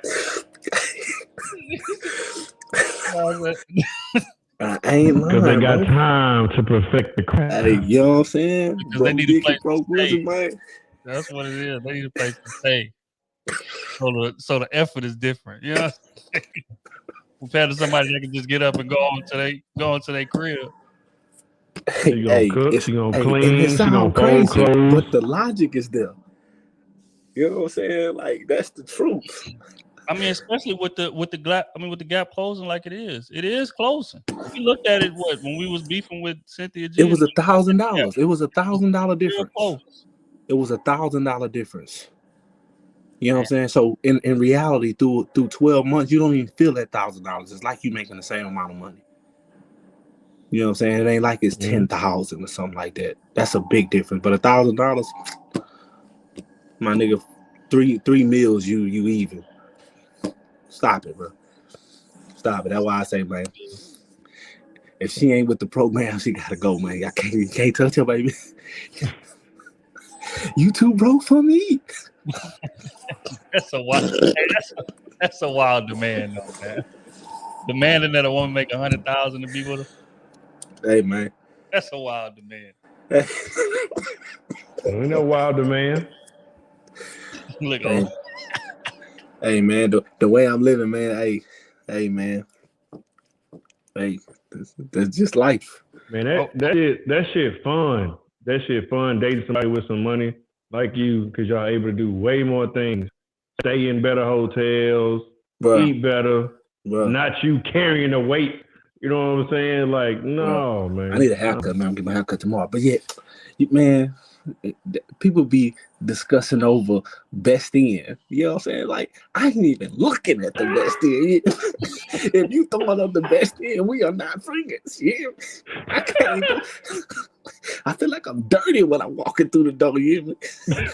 A big ass house into it. Sorry over the best in. That's real shit, man. Look. You got that shit Johnson Howard. Look, you asked the question earlier, bro, in terms of social media. How should your woman be moved? Like, what does a respectable woman look like on social media? Or what should she not be doing? or social media for you to She respect. shouldn't be showing that naked ass. No, this whispering is killing me right now. You showing butt cheeks? I gotta go with him.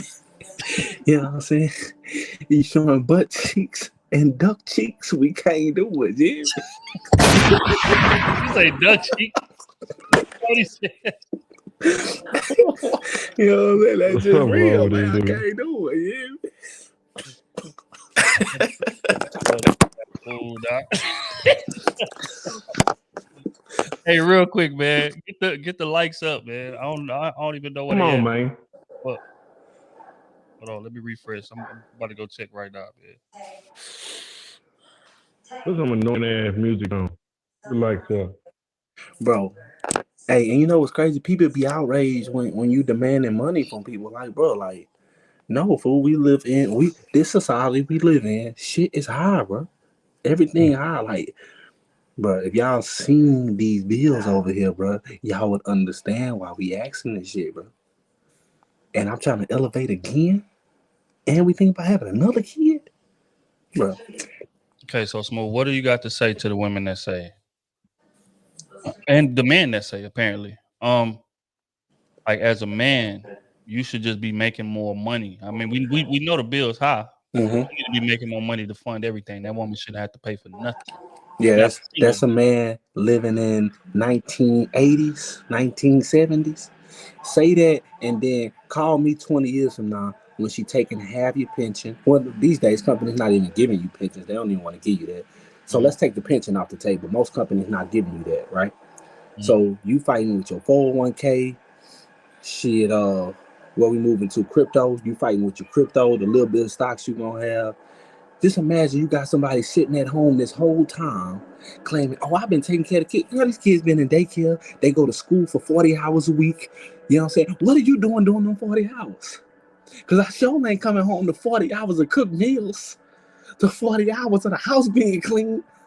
You know what I'm saying? But you gather all this up over a 20-year period. Now you decide you want to leave me. Now I got to pay you alimony, half of what I care. No, we ain't doing that. We ain't doing that. You give a woman something to lose, or even the other side, the man, you give them something to lose, they won't take shit from you. You know what I'm saying? Y'all be on equal footing. If y'all do decide to split up, motherfuckers gonna be like, look, you keep your side, I keep my side, we good. We good. But if one side lacking, I need your side too, yeah. I need my side, and I need help from you. And that's how us niggas get got all the time. And I ain't going.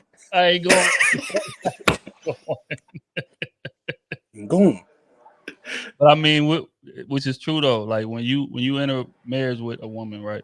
The more money she making, the less money you got to pay in alimony, or the less chance. You know what I'm saying? So it's like less chance of you getting penalized. So that's another reason why I feel like men should be not gold digging, but should be targeting women that have, you know, at least a comfortable living. Like a lot of these women be pretty as hell and don't have no comfortable living. Like they from couch to couch with it, or they trying to crash at your crib and leave toothbrushes and shit on. And it's not because that she just like you like that. It's just that, you know, she's drawn to what your lifestyle is. And, you know, at the end of the day, I feel like a lot of men got pressure from old school mindsets, tradition, different things like that. And just like I was telling some older dudes the other day, I said, man, we are not living in that time no more. Matter of fact, we are never going back to that time ever again. Like it's only gonna get worse. In 10, 15 years, women gonna be making more money than men on average. Especially black women. You know what I'm saying? So that life that I'm the man, stick my chest out, whatever the case may be, that shit is over with. Facts. Hey, and Mimi, I hear you, right? Because most 6-figure women, the looks not all the way up to par, right? So I would tell niggas, you find you a 6-figure woman that looks not up to par, but she got a cute face, you can get her in the gym. You can get her that BBL and make her look, you know what I'm saying? Long as she got some understanding. You get what I'm saying? Because niggas be so infatuated with these fine ass girls or whatever, but most of them ain't making 15,000, let alone no 50,000. They still trying to promote themselves for the hood rapper videos. Come on, baby. Come on, baby, get out of here. Get out of here, man. So I would tell niggas, hey, bro, calm that shit down. Understand what you want your life to look like. Your girl got to match what you want your life to look like. Not what you want to look like to the public eye. That shit don't mean a goddamn thing. None of them niggas gonna put you in the ground. None of them niggas coming to your funeral. If your ass fall, them niggas laughing at you. You know what I'm saying? None of that shit matter. What matters is how you really living out here. Can you kick your feet up? How many vacations can you take in a year? That's important. That tells you how much money you got. All that shit is important. If you only can do one vacation a year, nigga, you stress. Goddamn me, y'all got money problems. And she fucking Pee Wee on the side because Pee Wee helping out with the trip. Come on, man. Niggas got to get it together. That's facts. That's facts. And JP asked, and he say, you know, do you feel like men enable these pretty women with nothing to offer? I definitely do. And we spoke on it earlier. Like, again, a lot of these dudes, man, just be happy to be in the same room with these women. That's facts. You know what I'm saying? And to be honest, a lot of men that have money, women wasn't available to them like that when they didn't. So now that I got it, it's like, okay, I'm about to trick. I'm about to go crazy with it. Spend money on all these women that I never really had a chance with, or women that I wouldn't have a chance with if I didn't have the money. So you're right, men definitely enable it, and it's our fault. You know what I'm saying? I speak about that all the time. They messing up the market. They entitling a lot of these women to be lazy just because they fine. And I don't know. Man, but I see in the comments, bro, this girl say, y'all think most six-figure women aren't beautiful. I'm not saying that. But most six-figure women are not drop dead gorgeous on what niggas be looking for. They not the Instagram model. Most six-figure women not that, right? So most six-figure women you gonna meet gonna be cute and a little bit above average. You know what I'm saying? That's what they gonna be because they know they had to work harder. All of them had to work harder to get to where they gotta go at. You get what I'm saying? Like all them other chicks, them Instagram girls, and if they know they just super pretty, they gonna get pretty privileges, which in reality in these days make you weak because if you ain't got no money, you really, you know what I'm saying? What's your social status? But you can't do nothing. You sleeping on the floor. You know what I'm saying? You can't invite niggas over to do nothing. You know what I'm saying? Like, so yeah, most women that's making six figures and all that type of shit, seven figures, they not no fucking Instagram models. So yeah, that's what I'm saying. I'm not saying they not cute or not and all that. They not trophy. You get what I'm saying? They trophy in lifestyle, but most niggas looking at looks first. They not trophy in looks. It's a difference. You a trophy in lifestyle, and if more men was like, I want the trophy in lifestyle, all this shit would be ended. A lot of y'all wouldn't be baby mamas. A lot of y'all die with y'all bloodline. I'm sorry, baby. You ain't worthy of this thing. That's honest. That's honest. So you say, where's the discipline and the self-control? Concentrate on obtaining security. Ain't no discipline out here to somebody that wasn't.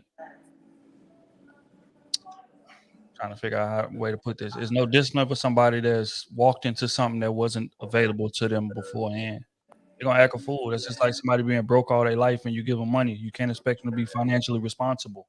It's not gonna happen. You know what I'm saying? It's the same thing with women. Like a lot of these dudes for real was just nerds and squares and never really had nobody. You feel me? But now that I'm making bread, I got chicks in my DM that look like, you know, whoever, Rihanna or Beyonce looking chicks or whatever the case may be. And it's like, I mean, you can't expect that man to have no self-discipline. He gonna wild out. He gonna throw the bread. He gonna spend what he got to spend. He gonna do what he got to do because he not used to that. And that's what the issue is, man. Hey, I think also got to think about age. You got to think about age too, because niggas be maturing until they start going through some stuff and start hitting some women. Because when you young, nigga, ain't no discipline, zero. You just living. You know what I'm saying? You know, you don't think that tomorrow could be your last. You you ain't thinking about that. You just having fun, enjoying yourself. Hey, so Mo Lips, you got to think about that too. Mo Lips, you talking about the 50s and the 60s line of men, bro. First off, back in them days, all the land wasn't bought up. Like, they didn't have all this shit. You get what I'm saying? If you want to go invent something these days, like, it's going to take you years to get that shit patent. They ain't had them problems. You invent something, that shit can work out tomorrow. These days, when you invest something, that shit won't work out for you for 10 years. It's a difference, bro. Plus the minimum wage. You got to look at what things cost and all that. So I hate that argument.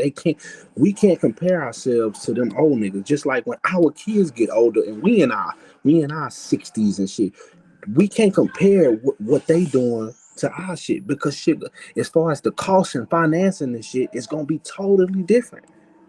It's gonna be. I really want to see what the poor people look like when I get 55, 60. How they really live, especially if the minimum wage don't change. You know what I'm saying? And the way we going, the way the numbers say we going, niggas won't have no 401ks because we paying for this shit. You get what I'm saying? So I really want to see where this shit take us. And then you got to realize, back in the day, most of them, all them old people back in the day, was getting hellified pensions from terrible companies, from companies that now these days they ain't even looking for no. You better not ask about no pension coming into their company. So come on, man. My grandmother about 50 years ago. What's 2021? 50 years ago? About 50 years ago. No shit. 60 years now. But shit, they bought their house for $17,000. 17, dog. I'm gonna give y'all a little view. I'm gonna give y'all a little view of my kitchen and my living room. You think you gonna buy something like this for $17,000?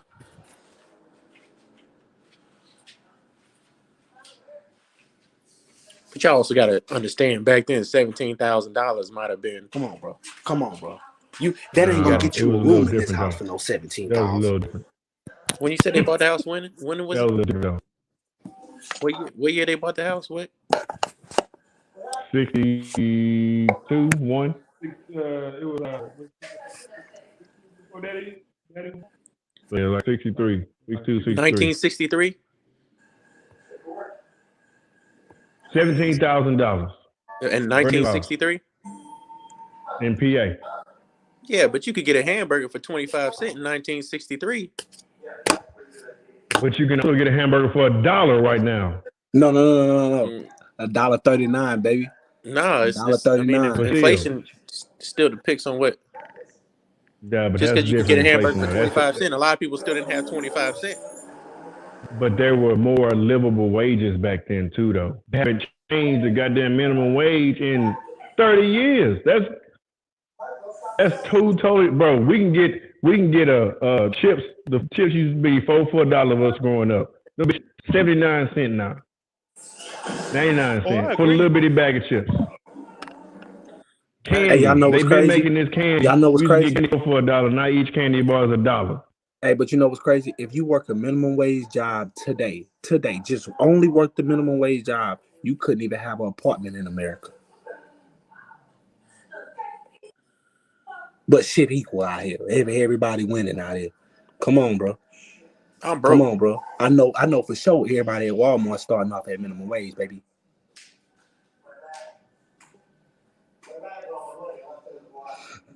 Oh, here we go. What's up? What's crack? Hey, guys. Pop that shit. What's happening? Listen, y'all done made me stop painting to get into this again. Mm-hmm. Listen, I have to agree with you to a certain extent. Back then, things were a lot different. But like what you're talking about right now with the way things are, a lot of people said it on a comment, there will be no Social Security. You know, you're not getting those pensions. Thank God I got that company that I got my pension and my Social Security, but I don't even pay the Social Security anymore. But the hardest thing about that, when y'all say, I agree, men should be looking for someone who is financially stable. There is nothing wrong with that. Not at all. I do not. Not to say that, oh, I need to take it on. I need to do this in a minute. Yes, there are certain roles, but you that's just like me. Listen, let's keep it real. I'm making in the 80s. I'm not looking at a man making in the 20s and the 30s. I'm 45. I'm not re-raising. I'm raising one child. So, you know, that struggle is a little bit different. I get it.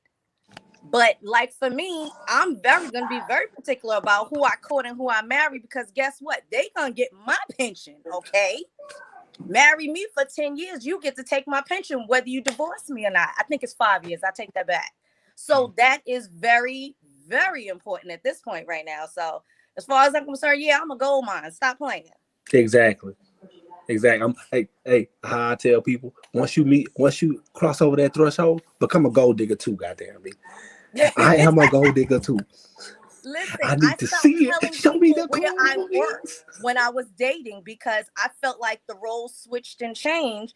Where as soon as the dude started hearing where I worked, it was like cha-ching in the eyes, and I'm sitting here looking like, okay, we got to flip. I had to flip the script. I literally would just say, "Oh, I work for a transportation company." Hey, Sandra. That's it. Sandra, welcome to our world. This ain't no fun. I don't like y'all world. I don't. I say it's treacherous, man. It's hard. Y'all gotta excuse me. I took out my hair. I'm getting my hair done. Shit, don't worry about that, girl. I gotta get my hair. Listen, a 10-day quarantine I just finished with my daughter had COVID, so supposedly, I don't know, but yeah. So it's hard out there, and I'm laughing at you. I'm trying to paint, but I'm laughing at you because you like, listen, if you can't take 2 vacations and whatever, I get it, because I said I don't want to work to live. So yeah, I do want to take vacation. I do like nice things. I'm sorry, I'm not staying in less than in a 4 and 5 star hotel. That's just me. But I was raised that way. But don't think that we didn't grow up in the hood and we didn't live in an apartment till I literally went to college, which I actually surprisingly, I didn't afford college. I got all scholarships and everything else up under the sun, but we still that government cheese. Stop playing. Exactly. Like, So all in all you gotta do is tell them we ain't there no more though. No, that's where I'm from, but we ain't there no more. Back. Yeah, I'm not going back. I ain't going back. Not for your raggedy ass. Hell no. I got generational curses to break and generational wealth to build for that little lady down that hall right there. I have a plan. So either you're gonna ride this bus with me, or you're gonna have to get off at the next stop. So Facts. You can call it big if you want to, but no, it's, you gotta prioritize. You gotta plan. You have to plan. You can't I think our parents did it back then when it was, stick with the man. The man had the outside children and all this up under the sun stayed, and we took care of stuff and we handled it and held it down. At this point right now, nobody really don't have to do that if they don't want to. I ain't doing it. No. I ain't doing it. I agree, which is why, again, people be getting mad at me when I say I don't feel like broke people should be dating at all. Thank you. I'm sorry. Be focusing. Yeah, that's just real. Like, how can you focus on your career the way you need to? Like, if you broke for real, and what I mean by broke is you can't pay all your bills comfortably. Like, if you miss a week of work, something might not be on at the end of the month. Like that type of unstable. Facts. You know what I'm saying? Like, and it's a lot of people in that type of situation where they getting paid hourly, whatever the case may be. Like, they can't even take days off because the lights may not be on, the water might not be on. Because you're living paycheck to Friday. Well, right. No, paycheck to Monday. My bad. Lynn Richards said paycheck to Monday. Right. That's facts. You know what I'm saying? So at the end of the day, I feel like you need to get yourself to at least a self-sufficient point before you even entertain anybody. But it's dudes, it's women and men out here that be doing that. Like, they'll be entertaining people on a serious level. And it's just like, I don't know, man. I can't make sense of it. But then they'll say, ride or die. Like, you want to meet somebody, when you broke or whatever, the money shouldn't matter, blah, blah, blah. Man, we don't live in a world where money don't matter. I know people like to speak in ideals. I know people like to talk like, how things should be or how things are supposed to be. They're not. They're not. Money is necessary, period. So, broke people should not be dating. Broke people should be focusing. Like I always say, on getting to the bag. That's just real. Kenny say women be stealing. What you mean by stealing, bro? Oh, my bad. I changed the wrong name. Let me fix it. Women be stealing what? My bad. Huh? What? I don't know what y'all talking about. We be stealing hearts. Is that what you're saying? What y'all talking about? What? Your name that you have on your, it says women be stealing. What did it say?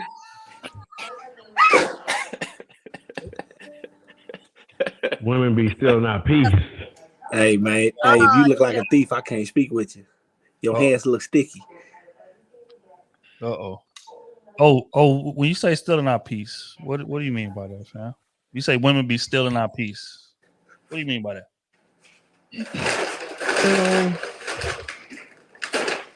Somebody was talking about this the other day. I think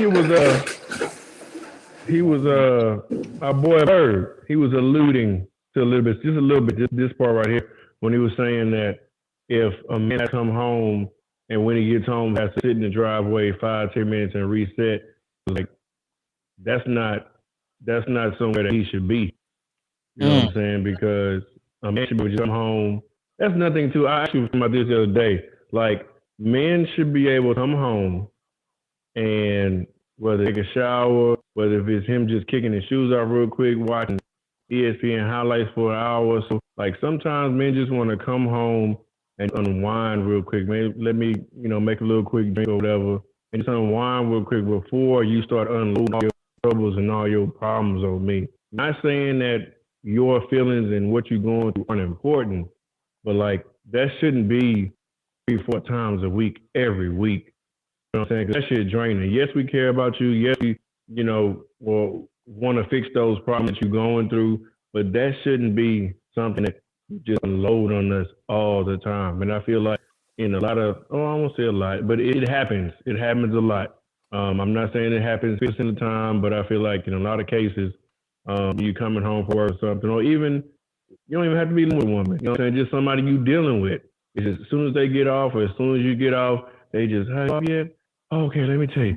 It's like, damn, like I ain't even got home yet, or I ain't even minded yet. Like, so for me, I'm to enjoy my ride home either with no radio or my music. Like if I talk to you, it's gonna be 5 minutes, maybe 10, and we getting off the phone because I gotta reset. There's a lot going on there. What did I do? Period. So I just like to make sure that I take my time out for me before I start giving energy to somebody else. And a lot of times you don't get a chance to do that in a lot of cases, I feel. Hold on real quick. Shout out to Mimi again. Damn, Mimi dropping back. Mimi ain't playing no games, man. Mimi ain't playing no games at all. She asked, would you date a woman who makes double your salary? Sure. Oh. Sure I would. Why wouldn't I? Again, man, we speak about it a lot. My lifestyle's good. My lifestyle's good already. So, I mean, if you bringing in more money, then that's cool with me. I mean, it's not going to really, I don't know. I mean, it ain't going to, it couldn't serve as a detriment to me. And I mean, well, wait.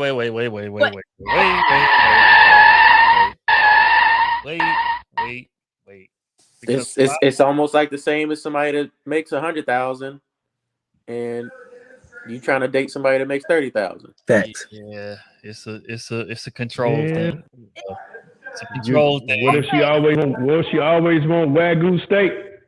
She always want Wagyu steak. You can't. I can afford the Wagyu steak, so we can go get Wagyu whatever she want to get Wagyu. Every week, she want that bitch every single week. It's like, dog, come on, baby. But wait a minute. Okay, y'all said double. Okay, now granted, for instance, all right, so say for instance, I get a man and he's making 160. Fine, he done doubled. I still can hold my own regardless of the fact. So now it's not really the same as me saying, all right, I'm making 80, this one is making 20 and 30. There's still a gap. To me, once you cross over a certain threshold, if you handling your own, you can handle your own. And to me, pretty much about you hit about 70, 80, you pretty much can. So somebody can handle their own making 40. There's a lot of people out here who make 40. We're talking about take home. They make 40 take home after taxes. And you can handle yourself perfectly fine making 40. But if you got a kid, it changes things. And your lifestyle. It's not easy because I remember making 40. No, I mean, yeah. I mean, it's not easy making 80,000 because with more money comes more expenses. You want to buy more things.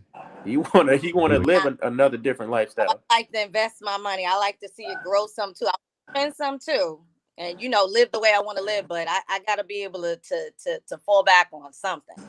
And that's honestly, to me, I feel like a lot of people will feel like, all right, but I get what you're saying when you say like, all right, more money, you want to spend more of it. But in a sense, if you had to work your way up to it, get to that, I don't think that it would be so easy for you to just want to spend more. Like, I mean, I'm not balling. We ain't up at the 100.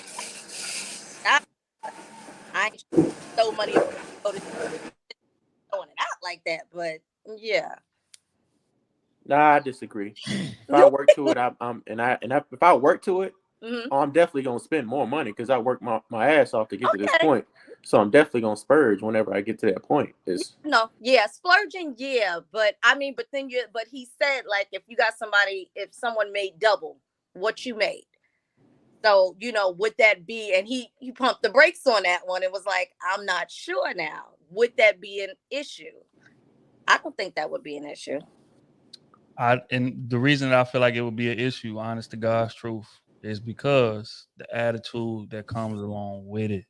And this goes for both men and women. I ain't just speaking on women here.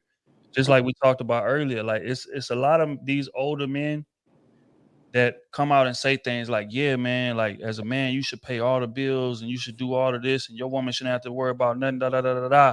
But what those men are not saying is the reason I want to pay all of the bills is because I want to control things, right? Yeah. So if I'm paying all the bills, no, you need to be cooking for me often. No. Do you want to go out with the girls? No. You're not going out with the girls. You staying here, or whatever the case may be. Like your decision making is going to dwindle in that situation because you don't have no leverage. And a lot of those men that come into it with that mindset, that's the reason that they want to pay all the bills, is to remove all the leverage from you. Compared to if you're a woman that coming in and shit, I'm making what you're making. So even if you are paying what the bills, I'm capable of doing it. So you have a different leverage in that. But if you come in and broke and he got all the money and he paying for everything, like you have no say. And that's how a lot of men want it. So that's why I pump the brakes, is because the same way that mindset goes for men, there's a lot of women that feel the same way. Especially if she come in making double what you make. Bro, you think you about to dictate anything? As a matter of fact, she gonna question your manhood at every turn that she don't agree with, and you ain't gonna have no leverage to fight back with it. Cause it's like shit. You making 50, like we in totally different tax brackets. So and you already know how petty women are when they get mad. So when the arguments happen, and she feel like, you know what I'm saying, especially like when you done violated or like did something wrong, guess what's the first thing she bringing up? I think that's dirty fighting. Sorry. I can't, you know what it is? The pettiness. I don't believe in demasculating a man. It's you know what it is matter of fact, I'm sorry, when you were talking about before about when a man comes home and he's coming home, that's his peace, that's his haven. I watched my father do that. My father was a bus driver. He come home. My father come home, kick off his shoes, take off his uniform, sit in his chair, and just watch TV. We left him alone. Hi, daddy. Gave you a kiss when you walked in. That's it. Leave daddy alone. Let him decompress. Literally. Then dinner was ready. By the time dinner rolled around, then we sat, we talked, we laughed, and my mother did not open her mouth to say nothing. Now, as for now, that's something totally different now. She talk his damn ear off and drive him crazy. I don't know how he deal. But back then, that's what I was taught. So it all depends on how you're raised, how a lot of females are raised. Because that's how I was taught. Listen, nobody want to hear that I don't want to hear that when I come home. Right. When my daughter, when I bring her home from school, she a mile a minute in the car. And I'm sitting there listening. I think I've tuned out by the time I get home. And then we get home, I'm like, listen, strip down, go do what you do, go to your room, relax. Mommy needs to decompress. And she gives me that time. In that same respect, I need the man to do that, because to me, the most dangerous place in the world as a man is to be out there in the world. I have no clue what the man goes through. And I can't stand it because we can't change it at this very moment. So it's a lot. Relationships are a whole job. That's a whole job. That's facts. Hey, real quick, shout out to Amaja. Showing love as always. So I love as always, man. Shout out to Ricky. Shout out to Darnell, who's on the stage now. I know y'all boys always got something. What up? What's happening? Peace to the guys. Peace to the guys and goddesses. How y'all doing? Amazing, man. Love always. What's up? Real quick, man. Get those likes up. Get those likes up. I feel again, this is valuable content, and I feel like it's about to take it up a notch. In my opinion, that's how I feel like it's about to happen. So get the likes up. If you in the room and you ain't liked the page already, what are you doing? Get the likes up. But hold on, real quick. We got one more. Shout out to Jonathan. We appreciate you, big dog. Y'all showing love tonight, man. We definitely appreciate y'all. But go ahead, Ricky. I think that was you about to dive in. Oh, I was trying to get the subject matter, God. I came in late. I apologize. Okay. I think I was saying I met a chick before that she made more money than her recent guy. Mm-hmm. And one red flag from her was when she told me that she built him up. Mm. And she was like, that nigga ain't had no money. He was just working at the airport when I met him. I built him up. He did reason. Then he had the nerve to cheat on me and this and that. And I was like, man, I don't want no chick around here telling nobody she built me. It's like, so, I mean, back when I was in college, I had a chick try to help me get my first job in radio. Yeah. And I was kind of tripping about it because I don't mean to cut you off. BA, send the link again. Kenny Stuff Rose. All right. Okay. My bad, bro. Oh no, you good. But yeah, I was kind of hesitant about it because I ain't want her. I take the job and then I get it and I blow up, and then it's like I built him. So it's like I don't know about that because she had got her ex job at the job that he had. So I think that's the reason why she felt like she built him. But see that right there is the scary part that I'm talking about though. But men do the exact same thing. Yep. It was nothing when I got me both ways. Nothing. You didn't have no stay like that. It's just shaky territory, man. It's a double standard that we know. You know what I'm saying? That's the thing. Like, and that's the crazy thing. Like, it seemed like to me again. It seemed like people preach equality when we know it's really no equality in it. You know what I'm saying? If you're in a relationship, it's always somebody who gives more than the other, right? There's always somebody who's going to carry more responsibility than the other person. It's just hopefully if you choose and right, that other person is worth it, right? As far as the sister was saying, and as she was speaking, right? I mean, it's simple to me when it comes to stuff like that, man. I mean, a woman got to be willing. I mean, we all got to be willing to play our roles in a relationship. It's just that simple. I mean, I understand the dynamics of change and how things go nowadays as far as money. But to me, while money is a tool, it plays no part in my relationship. It just don't. You know what I'm saying? My personal opinion when it comes to me and my wife, it got to get done regardless. You might as well just get it done. It doesn't matter who bank account it come out of. It doesn't matter as long as both of y'all have an understanding that y'all in it together. I tell my wife all the time, man.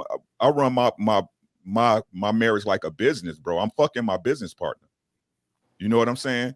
we both working towards common goals. So I mean, so who makes more money shouldn't matter. But if it does matter, then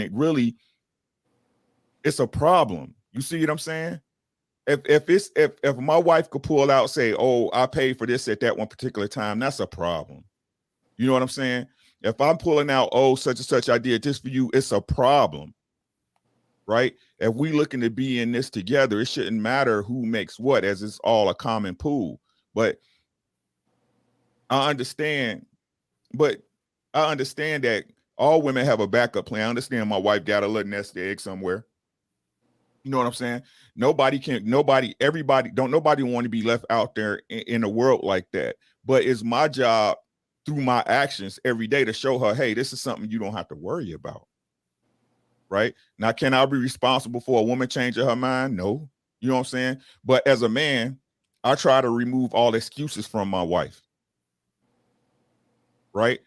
like I said before when we was on the show, if I know, look, if we done had millions of conversations and we done been through it, right? Me and her, we done went through it. We had our ups and downs, highs and lows, and we finally had to come to Jesus meeting, as we like to say, right? This is what I need. This is what I need. This is what I want. If you do this, I'm cool. If not, let me know right now, right? So if I'm doing what I'm supposed to do, that you ask my woman, right? Ask what she needs of me out of me as her man. If I'm doing it consistently without failure, you can't come to me with no bullshit. You can't do it. I'm able as a man. There's no doubt in my head. Oh, I gotta let her slide because I was doing this, or I gotta take that because I didn't do A, B, C, D. No, ain't none of that over here. I'm doing what you asked me. What's your problem? And it's the same way with her, right? What's my beef with you if you doing everything I asked you to do? It should be smooth sailing. You should be able to come home from work and have whatever you needed done, and we can sit back and talk about our day and enjoy each other. You know what I'm saying? Otherwise, y'all just playing house. You just waiting for the day to break up.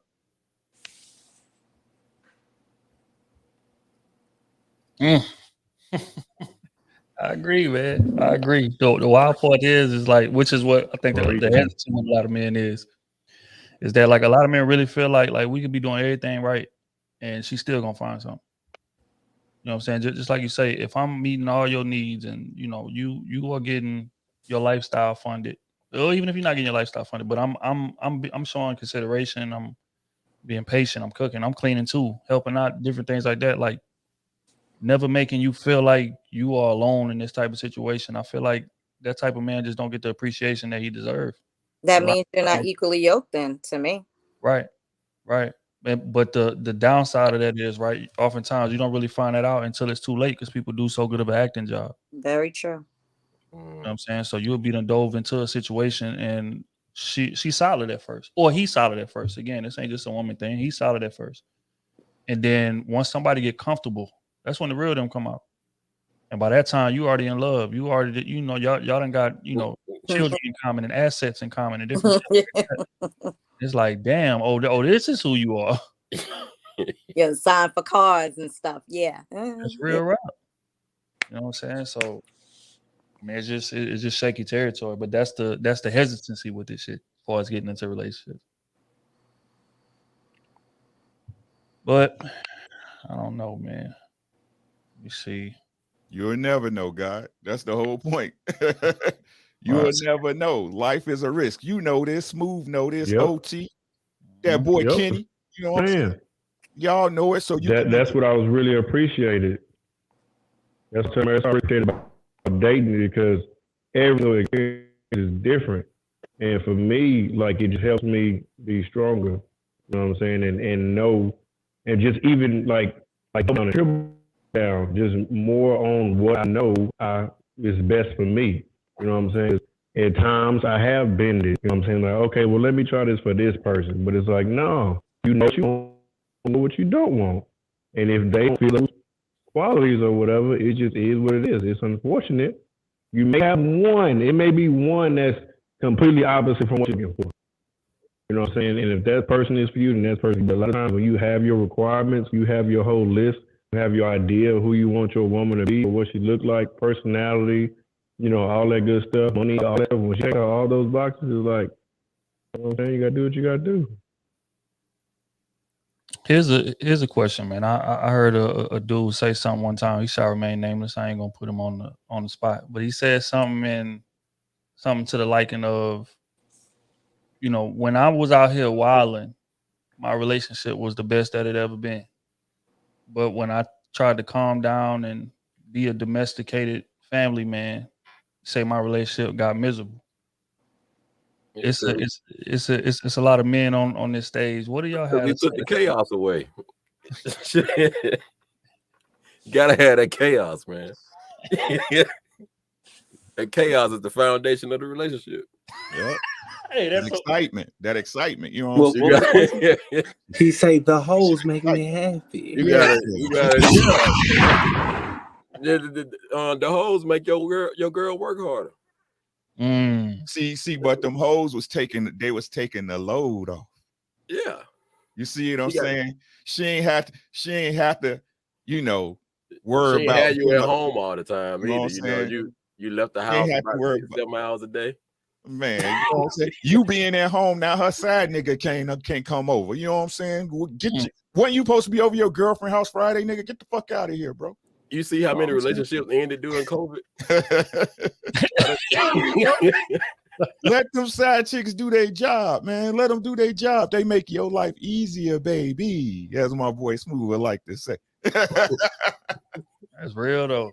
You know what I'm saying? But yeah, but when he said it, I was just like, I had to sit back and think about it. Because at first when somebody says something like that, you kind of denounce it, but then you get to think about your situation.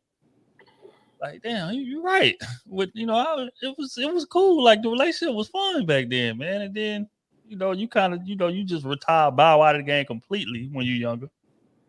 And then you be like, damn, I don't feel like I'm getting appreciated like I used to, man. I guess maybe she's seeing too much of me or whatever the case was. She's taking me for granted. It's like, damn, like when I used to walk in the crib, it used to be a bit of excitement when I walked in. You know what I'm saying? Now it's just like, hey.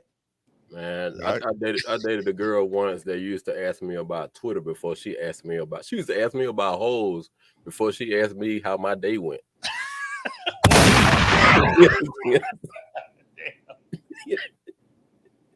That's how the game. Hey, you should have responded with, "Oh, they flocking," but my day was cool. Hey, real quick, shout out to Jonathan, man.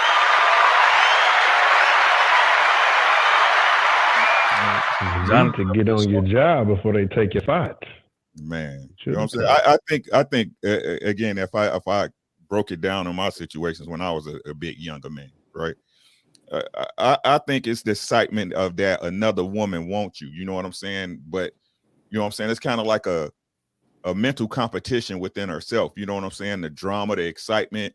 You know what I'm saying?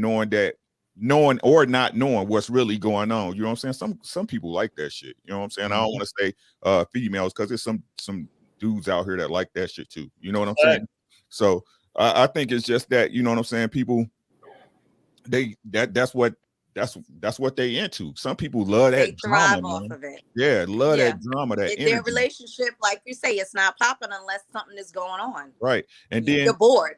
Right. And then what happened is they were like, oh, they break up with that dude or that chick, you know what I'm saying? And then they get to the next one and then wonder why they next relationship just like they last one.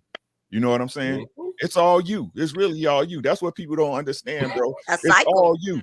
It's all you. It ain't got nothing to do with your girl. It ain't got nothing to do with your guy. It's really you. Really. Really. Why they keep doing like me like this? Because you picking the same ones, just with different names. That's all you doing. Right? You don't, females and dudes, y'all don't vet. You know what I'm saying? Don't nobody really date no more. You know what I'm saying? Can we get into that? No one wants to date anymore. And this is a huge issue. And this is because women setting the stage for not dating. Y'all need to fix that. That's just what it is. You know what I'm saying? Listen, I'm at the point where I court.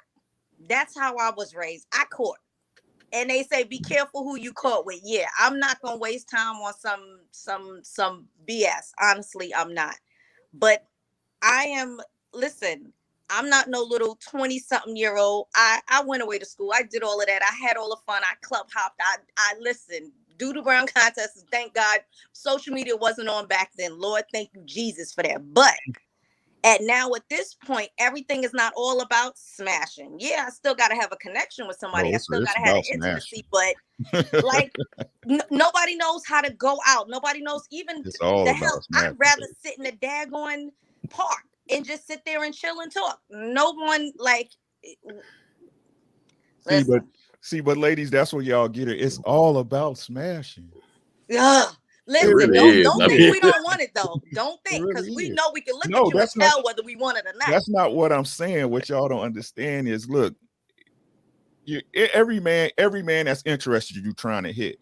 It's if you worth me taking care of you to do so. It's true. Yes. That's what y'all don't understand. But y'all are not gonna get a chance without us, regardless. Because when I look at you dead, I dead know whether that's even gonna go down or not. No, so what you saying?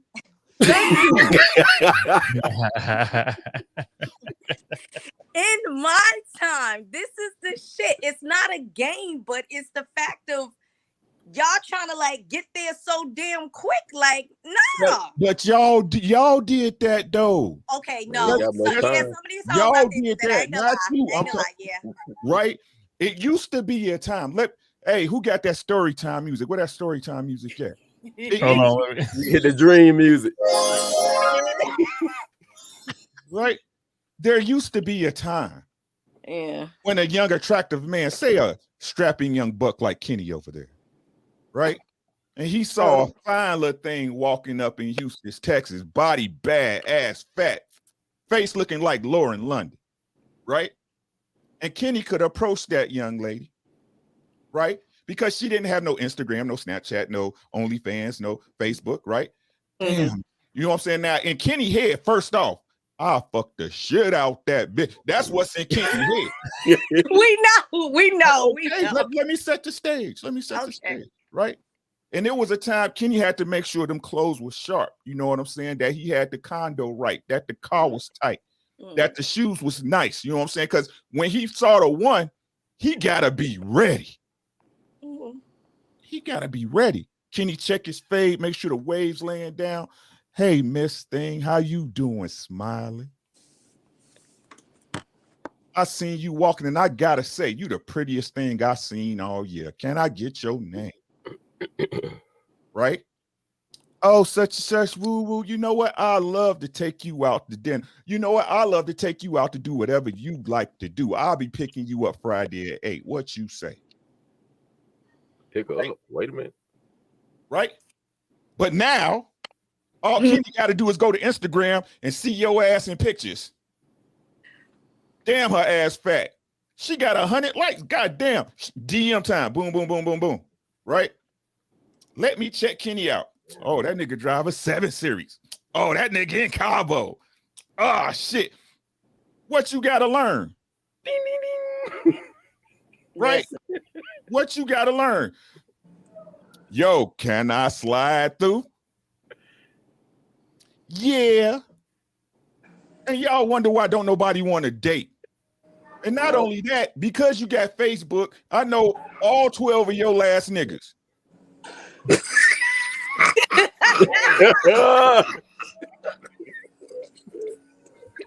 And y'all wondering why people ain't dating. You done gave a pussy up to everybody. Why I gotta pay full fare for a pussy that's been ran through? Listen.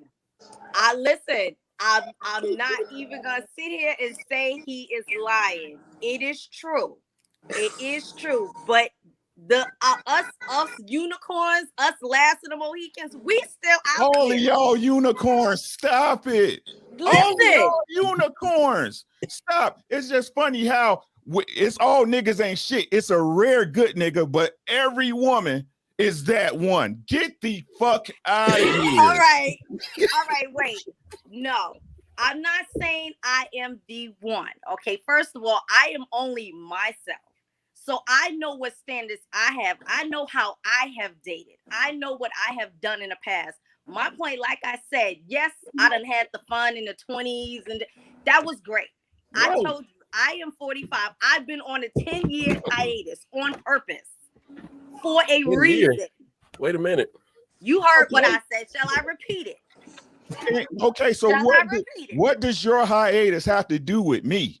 No, what I'm saying to you is that all of the women, yes, they did. A lot of the, well, we ain't really gonna call them women. A lot of the trash ones did fuck up the dating game like that. But all of us are not like that. All of us don't think like that. Can I ask you a question? Like that. Can I ask you a question? You don't think like that now?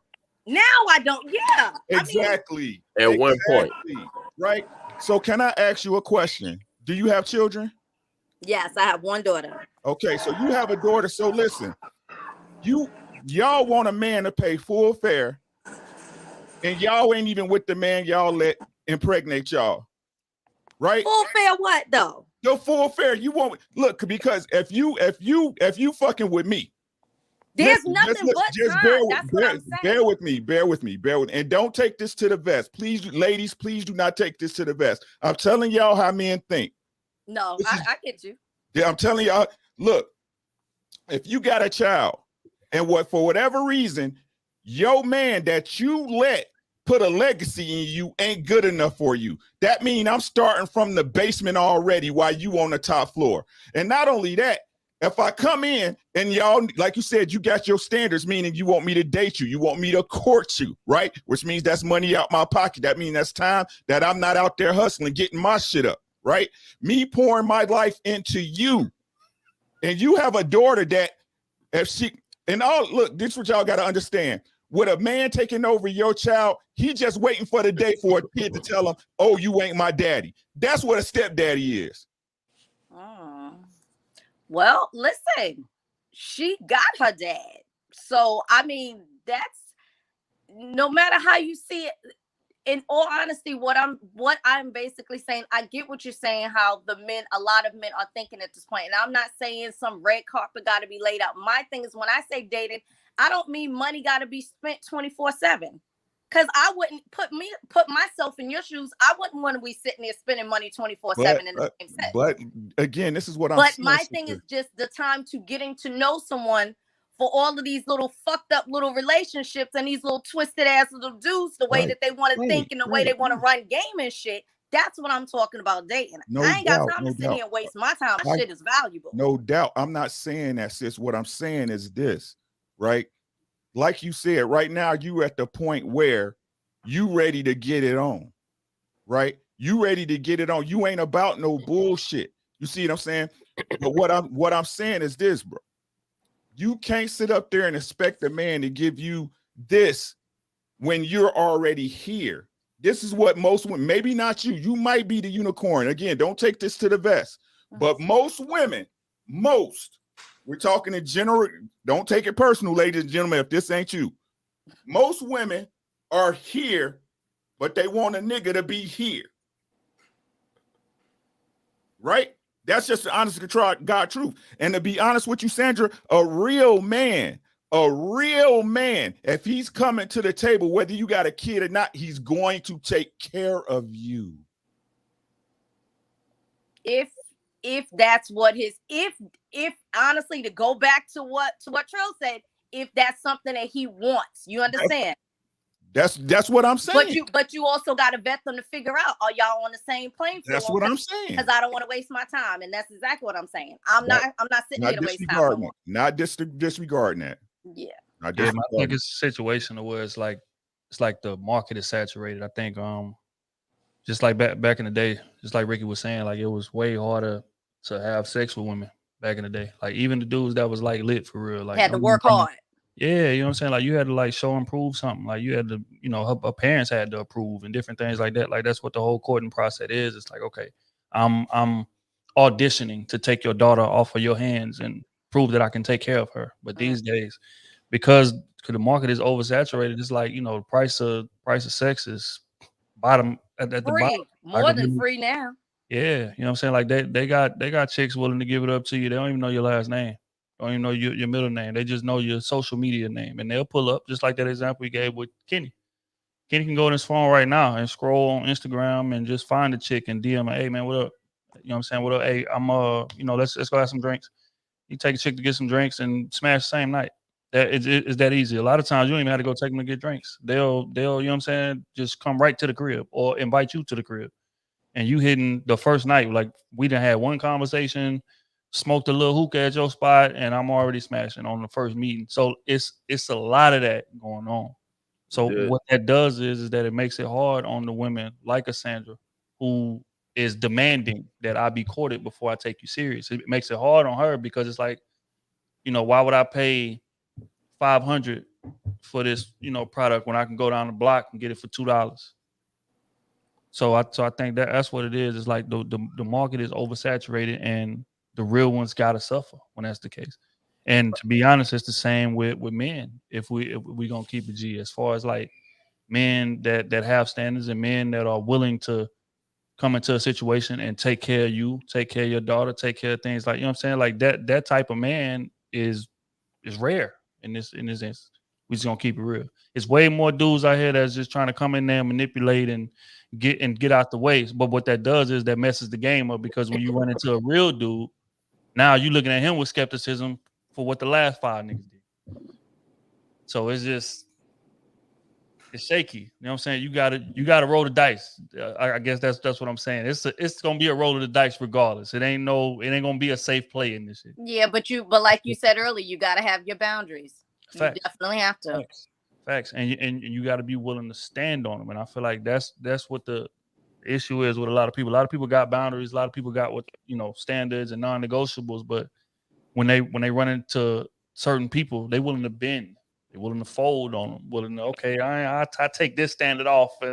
I keep these 3, but I take these 2 off. Because I like them. The sex is good, whatever the case may be. They're attractive. They got status. Or if it's a man, well, she gorgeous. The ass is fat. Whatever. I know I don't like a chick, acting a fool in public or talking loud to me, but she bad as hell. So I kind of bend a little bit. But it's not many people that's willing to stand on what they standards are, which is cool at first until things go left. Until you married them, and then I look at my friends like I want to punch them in their face. Right. I got a lot of male friends, and I look at them, and some of them have ran the streets and done that, but have chosen the wives like they've gotten the good ones, and people don't understand how. Right. And I'm like, I've seen them from a different perspective. I already know how this person is. I already know the good man that's in him, but he was allowed to do X, Y, Z. He had the plethora of the Instagram holes and the DMs and everything to do what he wanted to do. And when he was ready, he got the one that is the happy homemaker and the wife that's holding him down. And some people, and they look at him sideways and they're sitting there like, how he got her. And I'm like, y'all don't understand, because I know what I know. Right. But, I can attest to what Anthony was saying. Like, for a long time, I got spoiled with social media. It was too easy. Like, you could literally same night meet up with a chick after DMing her 3, 4. The thread might have 8 bubbles. And you ain't have to show up with food, drinks, or nothing. You just going straight to it and you got it. And then I started actually courting a girl. And I started noticing how much money I was putting out and traveling back and forth to see her. And I was like, man, shit. I was ready to walk out. Like, the streets was easier and cheaper. It's facts. But the downside is it ain't no substance there. Because just like you got access to all them women, once you hit them, and then it's over. You get that being had, and you like, why am I here?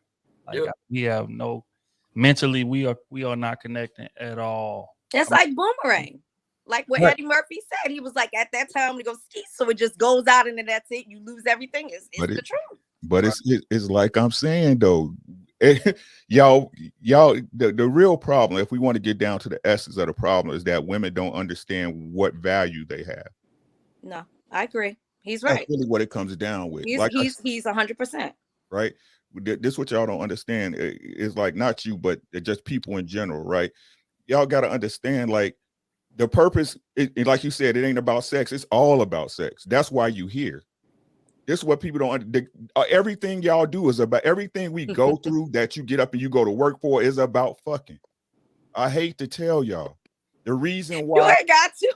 The reason why a guy gets up and goes to work and works the job he does to make a certain amount of money so he can look good or fly or have the things in place. So when he sees that woman that snaps him, he's got it together. The same reason why y'all put crazy stuff in y'all hair and girls doing these BBLs and all this other shit. You know what I'm saying? Y'all doing that. So if that guy ever if you ever catch his eye, the one, right?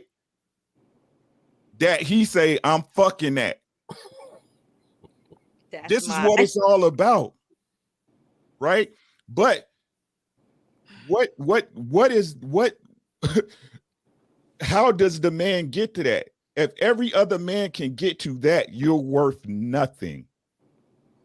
That's just the honest to God truth. The feminism movement and all the crazy stuff got y'all think, oh, sexual liberation's that okay, that's great, fine. But y'all got to understand, when it comes to the baseline value, if this world broke down today,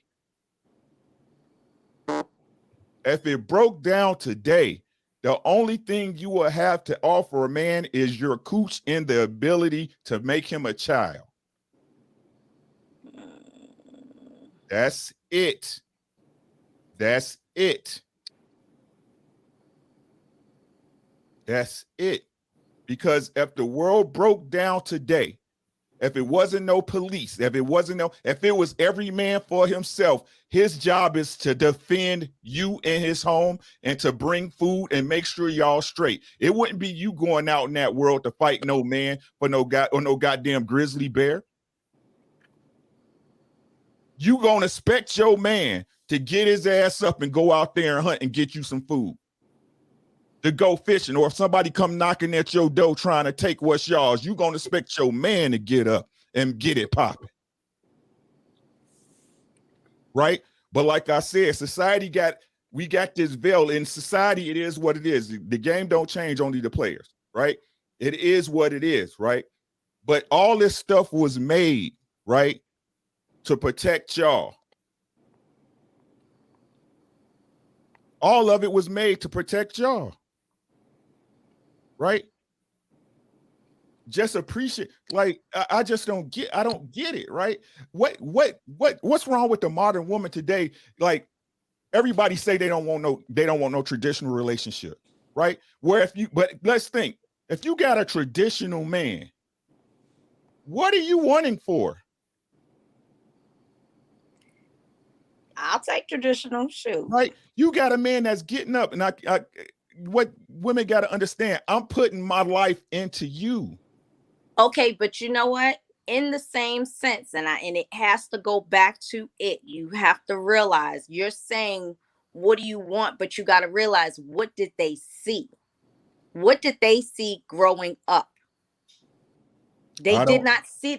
I saw something different. Baby sis, I don't know, but you an adult now. Yeah, at this point. You grown. You grown.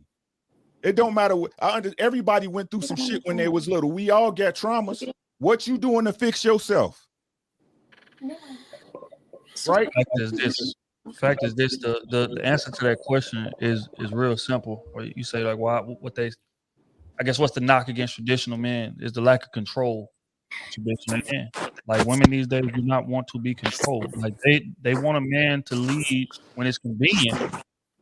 But as far as giving up all of that control in terms of, like, the man making all the decisions, man bringing in the money, the man doing this, like it was in the olden days when they didn't have rights and wasn't making money and wasn't able to work, or whatever the case may be, those women didn't have a lot of control. Like, they had say, sure, don't get me wrong, but the buck stopped with the man. And I think it goes back to what Sandra said about what you see growing up. The same way that you'll see something and, it's a good chance that you'll emulate it. A lot of people see something and grow up and be like, I ain't going like that. My mama, my dad took care of everything, whatever, but my mama was miserable. She couldn't make no decisions, or whatever the case may be. That ain't gonna be me. I got jobs, I got all kind of shit. You know what I'm saying? So I think that's what it is.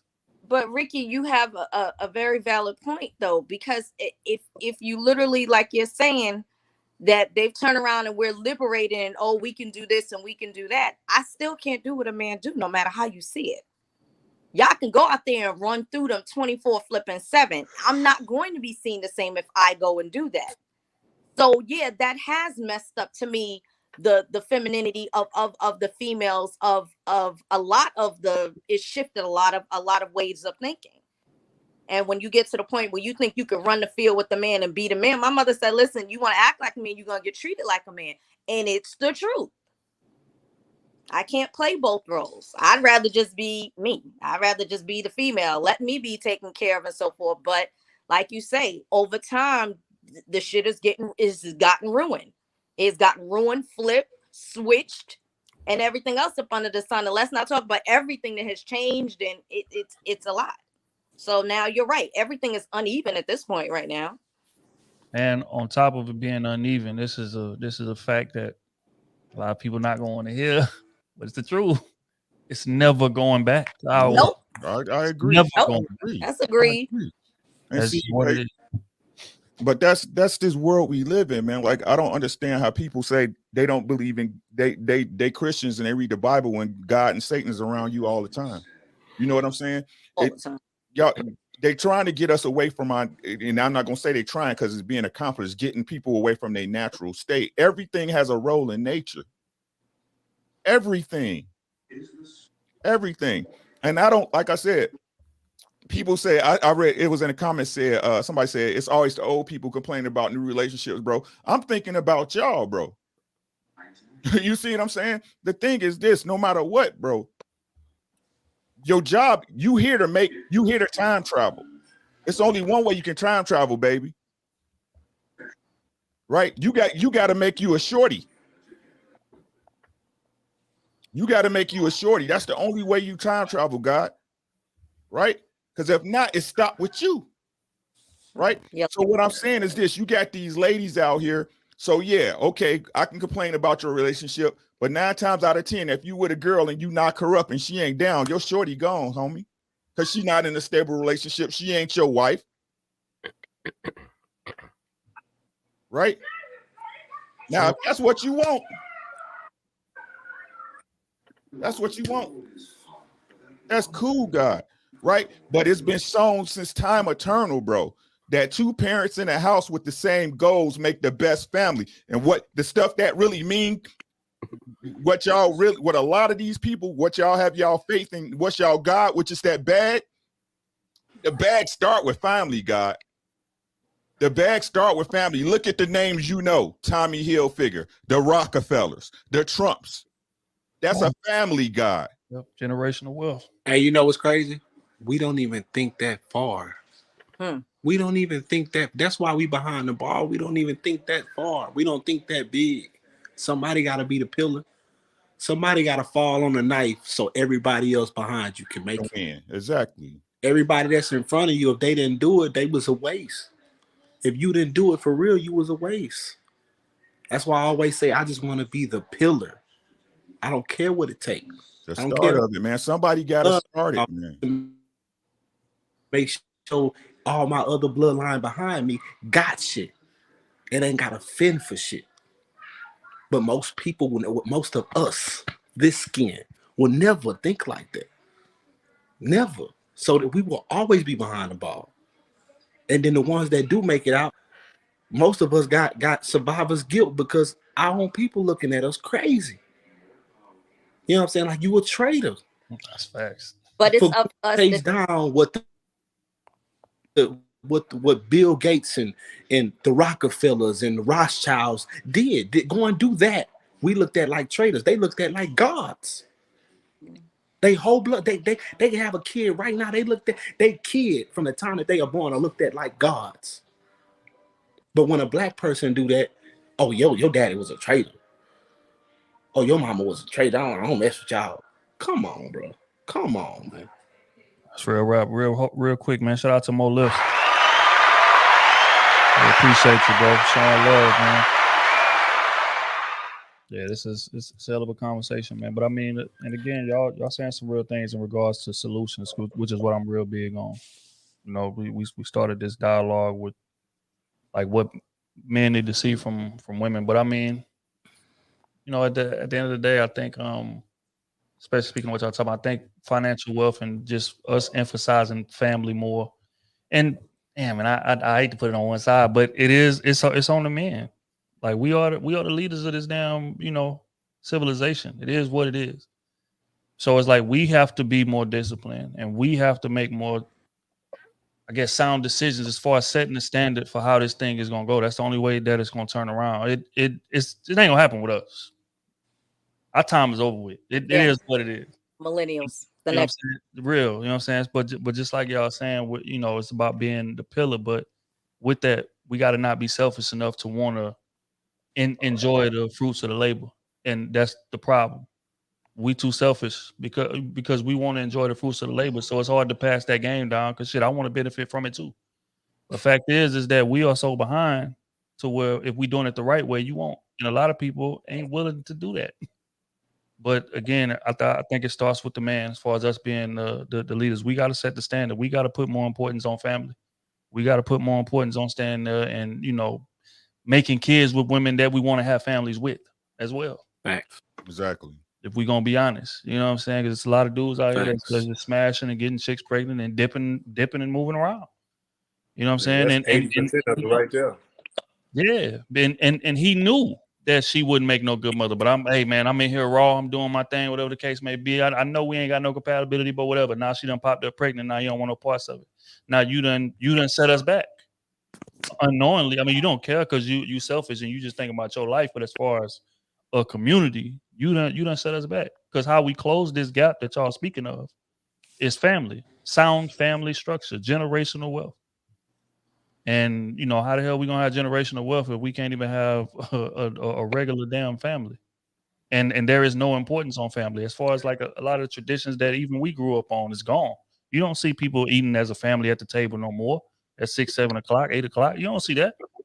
People got their plates in front of their TV, one upstairs, one downstairs, one outside. Like it's no family structure. Even the family functions is way less often than they used to be. Back in the day, we used to meet at grandma's house every weekend or auntie house every weekend. Trying to plan a function for us for a while. Goddamn. Dominoes, cars, and spades, and barbecues and shit like that was way more often. Now, how often do we do those things? And I know COVID got something to do with it, but even before COVID, how often was we really doing those things? We still do family reunions, and my friends don't understand. They go, "I don't believe that your family still do family." Yeah, we do. Right. That's what we do. Whole weekends. Exactly. Last one was in New Orleans. Right. And the next one is next year. And I'm on the committee. And we have to start training my daughter and the rest of her cousins to carry that on. Exactly. You got to keep the family close. And I'm breaking generational curses with this one here, because she will have generational word. God forbid anything happens to me. I'm making sure mine is set up. Whether she wants to run a business, whether she wants to go to college, whatever the case may be, she's going to be set up, and she's being set up since she was 3 months old. Right. I'm accepting nothing different. And that right there is what it's going to take. It's going to take a concerted effort of that, because again, I was talking to my wife because they do family reunions too, but it's her parents' generation who's in charge of it this time, and then the next time it's going to be her generation. And she says she nervous because she don't know which cousins is going to be able to step up and actually set the standard and make sure that the family link up and do what they're supposed to do. But it's because of the mindset that a lot of us have. A lot of us are not family oriented. We are not. We will sit here and say we are, but we are not. People is like it's on some like everybody for themselves type of shit, and and every now and again we'll link up with family, but shit, people friends is more they family than family these days. That's facts. Last time I went to a family reunion, I was 7. Ooh. I'm 31 now. Mm-hmm. Wow. And then when we went, the shit felt weird because half the family didn't speak to half the family. I'm looking at niggas like, what the fuck going on? Yeah. Right. Yeah. Yeah. Mm-hmm. And even I think another thing about generational wealth too is whenever people growing up in the house and they leaving early. You know what I'm saying? Or leaving at 18, want to do everything on your own, or things like that. When they can stay in the house till they 25, because you in school, like why not stay at home? That way you paying less for tuition, not having to worry about no overhead costs on bills and stuff like that. You're actually able to get a job and save up. I think that's a major factor too. A lot of us 32. Yeah. Nah, not 32. I stayed at home till I mean, some people do it though. Some people do it and it works for them. Some people do it and it works for them. Like if you're going to school to be a doctor, you're gonna be in school 18 years. You know what I'm saying? So if you at home, once you graduate, you set after that. It's just gonna take patience. It's gonna take somebody that's not afraid to work with you and that's gonna, go through the struggle with you. You know what I'm saying? But everybody ain't built like that. They want it right now. They not thinking about 5-6 years from now. They not worried about how they gonna be set and how you gonna be living good. They want it right now. If you ain't got it right now, you ain't got a shot a lot of times. I definitely told my daughter she can stay home as long as she need to. So.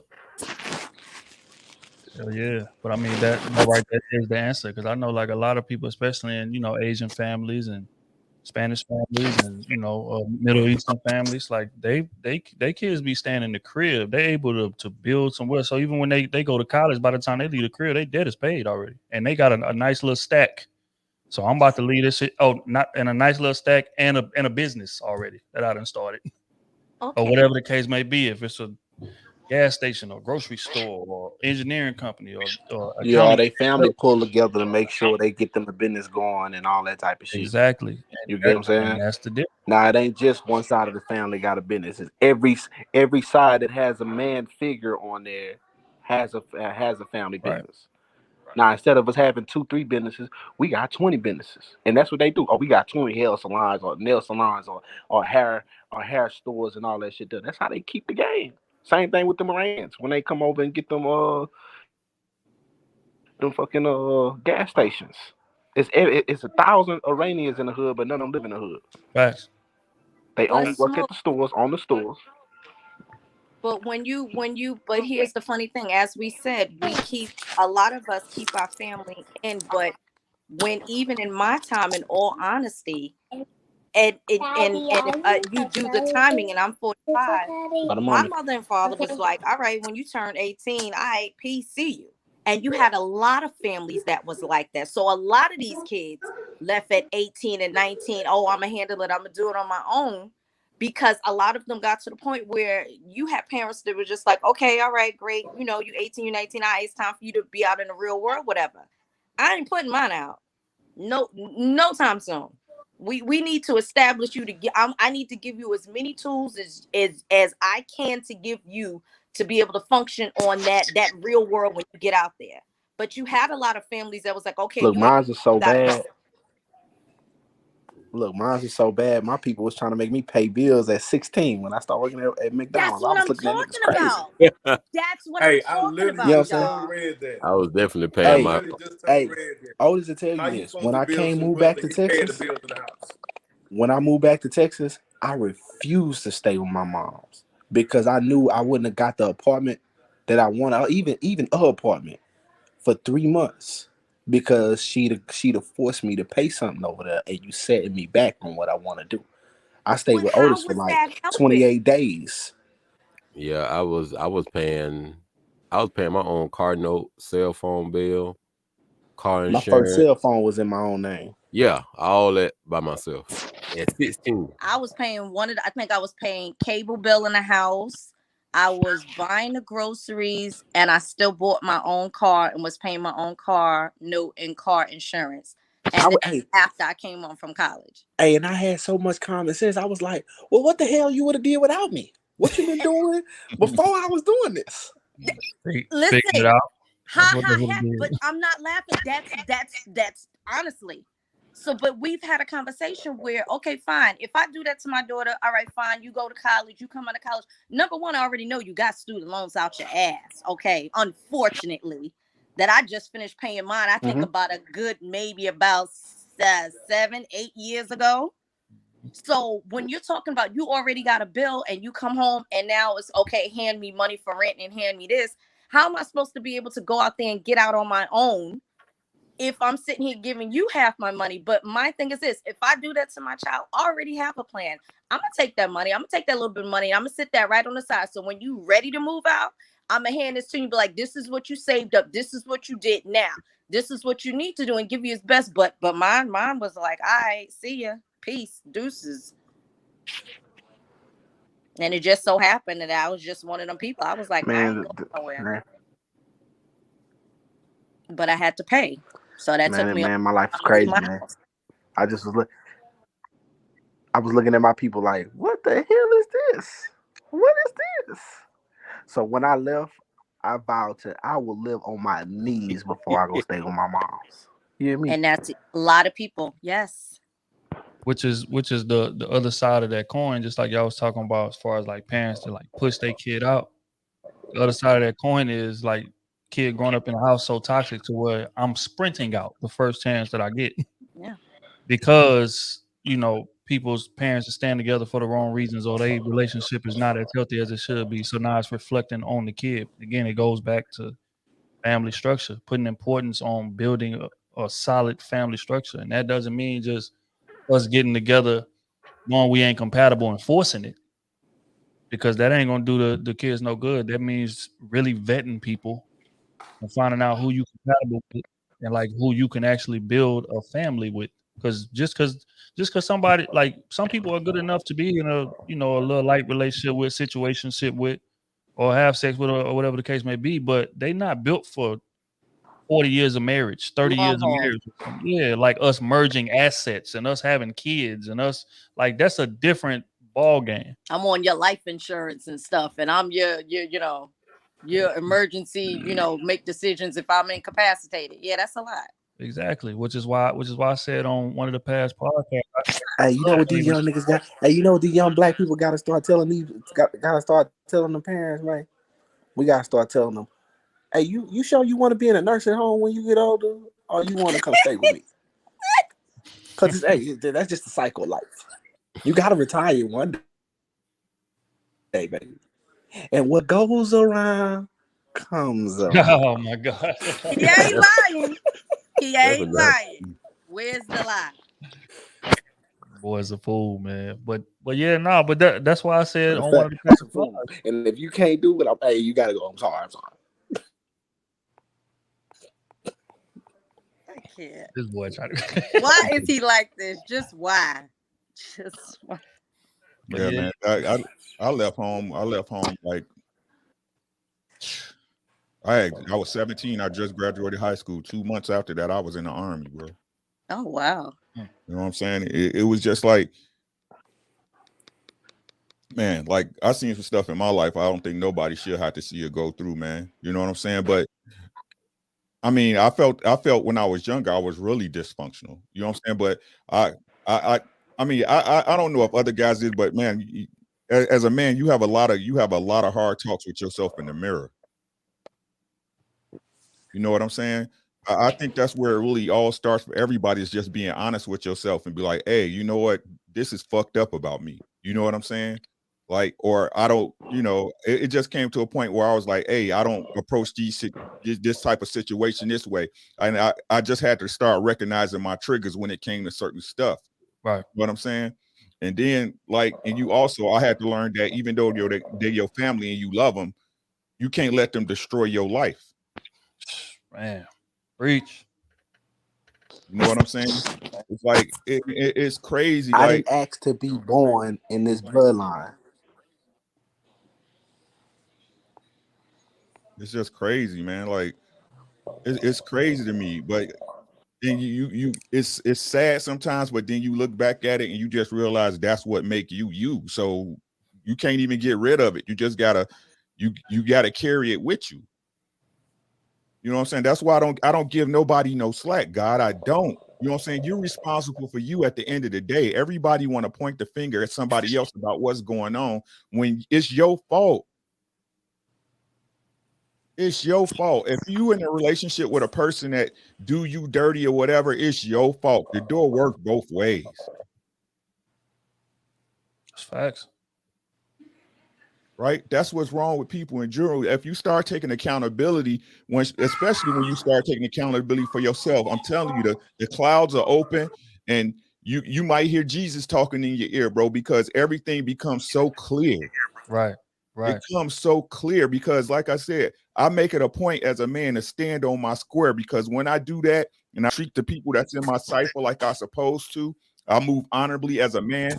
I treat my wife as I supposed to. I move honorably as a man and a husband. There's no excuses when you coming at me grimy. Right? It's not even a question of, oh, why would they? It ain't no why would you do that? You did it. Right. Right? So, I mean, a lot of people just got to have long talks with themselves and be honest with themselves. That's really what it is. You got to be honest with yourself. No.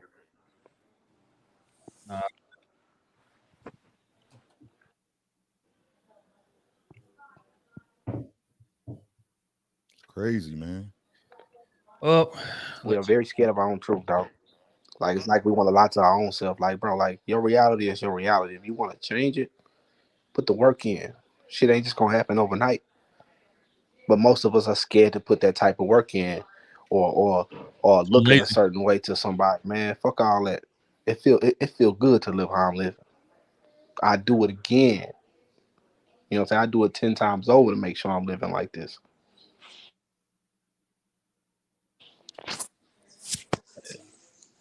Well, look here, man. It's been a hell of a conversation today. This is a good point to wrap this up. We about at the 3-hour mark. I did not plan on being here this long, man. But sometimes when the conversation is good, you gotta ride with it. You gotta ride with it sometimes, man. We definitely appreciate Sorry I came late, man. Sorry I came late, you know what I'm saying? It's all good. Big Jetty be having things to handle. But yeah, man, we're gonna be back on this thing soon. Matter of fact, probably tomorrow. Probably gonna be on tomorrow at about noon is something like that, man. But I'm gonna send an alert out again. Everybody that's in the chat, man, make sure that y'all tap that bell and subscribe to the notifications so you get the alert when we go live. We appreciate it. You know what I'm saying? We had a lot of likes tonight. Everybody show love, man. And, again, shout out to the panel members coming up, blessing us with great conversation, man. This is what we do it for. This is, I feel like we was able to touch on some solutions that people can take from this, you know what I'm saying, and implement it in their lives. And hopefully we can try to spark this change for the next generation. Like I say, I feel like our generation is what it is, man. But we got to plant the seeds for the next generations to not repeat this shit.